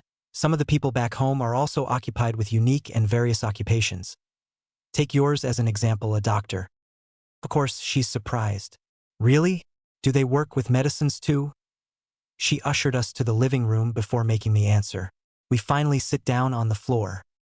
My smile grew wider. It seems that Moku is also interested, but she's being Sun right now, so you can't really tell. Well, most of our doctors heal patients with a different method than yours. Explaining it is harder, here let me show you. To their surprise, I grabbed my kunai and traced the blade along my arm. Ryzen and Irin and even Moku is surprised by my sudden action. What are you doing? I silenced Moku before she could start. Here, see this. I guess I can do it. After all, my chakra control is getting better. Mystical palme technique. My left palm glows a vibrant green color. I then placed it to where the cut is at. Imagine their faces when they see that the cut started to heal by itself. It worked pretty well, you might say. They're done. Neat, right? My grin was there for them to see. What can I say? I love showing off just a little bit. A bad attitude that I need to get rid of. Irin then grabbed my arm. Interesting, is this the method of healing for you too? Or is it only for the people back at your village? Well, I do not mind that she was inspecting my arm, but she could at least ask my permission to do so. Well, I can also heal by myself. I do not need to use this to heal myself. I simply turned my healing factor off when I was doing my demonstration earlier, and sorry for the mat, I guess. They must be pretty hard to clean, doesn't it? Irin dismissed my apology. She finally lets go of my arm. Ah, that is no problem. Nothing a little bit of salt could do. I guess she's nice to the bone. But she somehow reminds me of Tsunade back home. You know, being a doctor and such. I can hear the sound of doors sliding. Just how big is this place? First rabbits, now what? A princess? Irin, where is my machi? I thought I asked you earlier to bring me some era, a guest? And Moku? Her tone got a little bit hint of mischief. Looking at Moku, I can see her shivering in contained rage. Is the lady here this Kagaya person? As expected, Moku reacts. Kagaya, I'll kill you. Holy cow, can this woman jump? Lady Kagaya moves faster even with those kinds of clothing. I'm actually surprised. Not now, Moku. Can't you see that I have a guest here? She points her finger at me. Something very unladylike, if you mind. That seems to get Moku to sit down, but she's still pissed, I can tell. Ugh, fine. The next time I see you, I'll kill you for sure. There's this dark intent in her voice. I guess that she's not kidding about killing her. Ah, princesse. Sorry about that. I was just about to get them, but it looks like I forgot. Princess? Well, Dadera be damned. She is one. Mew. That's fine, I guess. How about you ask Udange to bring them for us? She then turns to me. I hope that you do not mind about staying for a little bit of sweet Naruto-san? Well, I can say that she's kind and polite. I wasn't one to refuse such a generous offer, especially from a very beautiful lady. Why, thank you, princess. But, if that is the case, I shall send my housemates a message to let them know that I'll be gone. Oh, do you need help? Udanj might be able to do it for you. I wasn't going to let anyone else near my house. After all, I doubt that she'll be comfortable anywhere near Siko. There is no need to worry. I'll just send my retainer to do it. Tapping lightly on the floor, I said to the person residing in my shadow, Kage, could you kindly please show yourself? Said shadow appears in an instant, still dressed in that Akatsuki-style kimono I see. Well, it looks all right to me. This is Kage. He is me and I am him, enough said. Short and fast, just the way I like it. I was actually pretty surprised that the others aren't that shocked on seeing Kage. I guess Jinsokyo is one of a kind. Ufufu. What an interesting display of ability, Naruto-san. What a polite and well-mannered lady. Thank you, princess. Now, Kage, could you please kindly tell the others back home that I'll be home a little late? Wouldn't want them to be worried. Of course, Dana-sama. It is nice meeting all of you. Please take care of Dana-sama. Well, I'll be going now. Seeing that Kagaya was about to stop him from leaving, probably saying that you'll get lost in the woods, Kage disappeared in spirals. Kamui? I thought, never mind. I quickly dropped the thought, seeing that it will only arise more questions than I need. Iron came back with a tray filled with tea and mochi. Something tells me that I will probably get addicted to sweet foods when I'm done here. We all talked for the next hour, well, mostly me, while Kagaya asked all the questions. Nothing too dangerous, just saying about how did I get here and what is my opinion about this place. I can't lie by saying that I didn't enjoy talking with her, while it bore me that we are talking while sitting down. Lady Kagaya is a natural chatter. She speaks in an old-fashioned style. You know what I'm saying. We talked about a few things. Moku and the others are clearly enjoying their snacks while we're talking. We mostly talk about my profession as a sage. Lady Kagaya was actually surprised when I say that I'm a ninja. I share to them about some of my adventure, like the wave mission and Chunin exams. I also told her about me being a knight in shining armor, rescuing princesses, saving nations and villages and all that. They were interested to say the least, and even Moku is listening to me. But of course, those stories that I told them are the altered version. I don't want to let them know that I beat a giant raccoon dog demon with a giant toad. Noticing the sun, I'll say that it's about 4 or 5 p.m. Pretty late, but I guess I'll explore more after I'm done with this place here.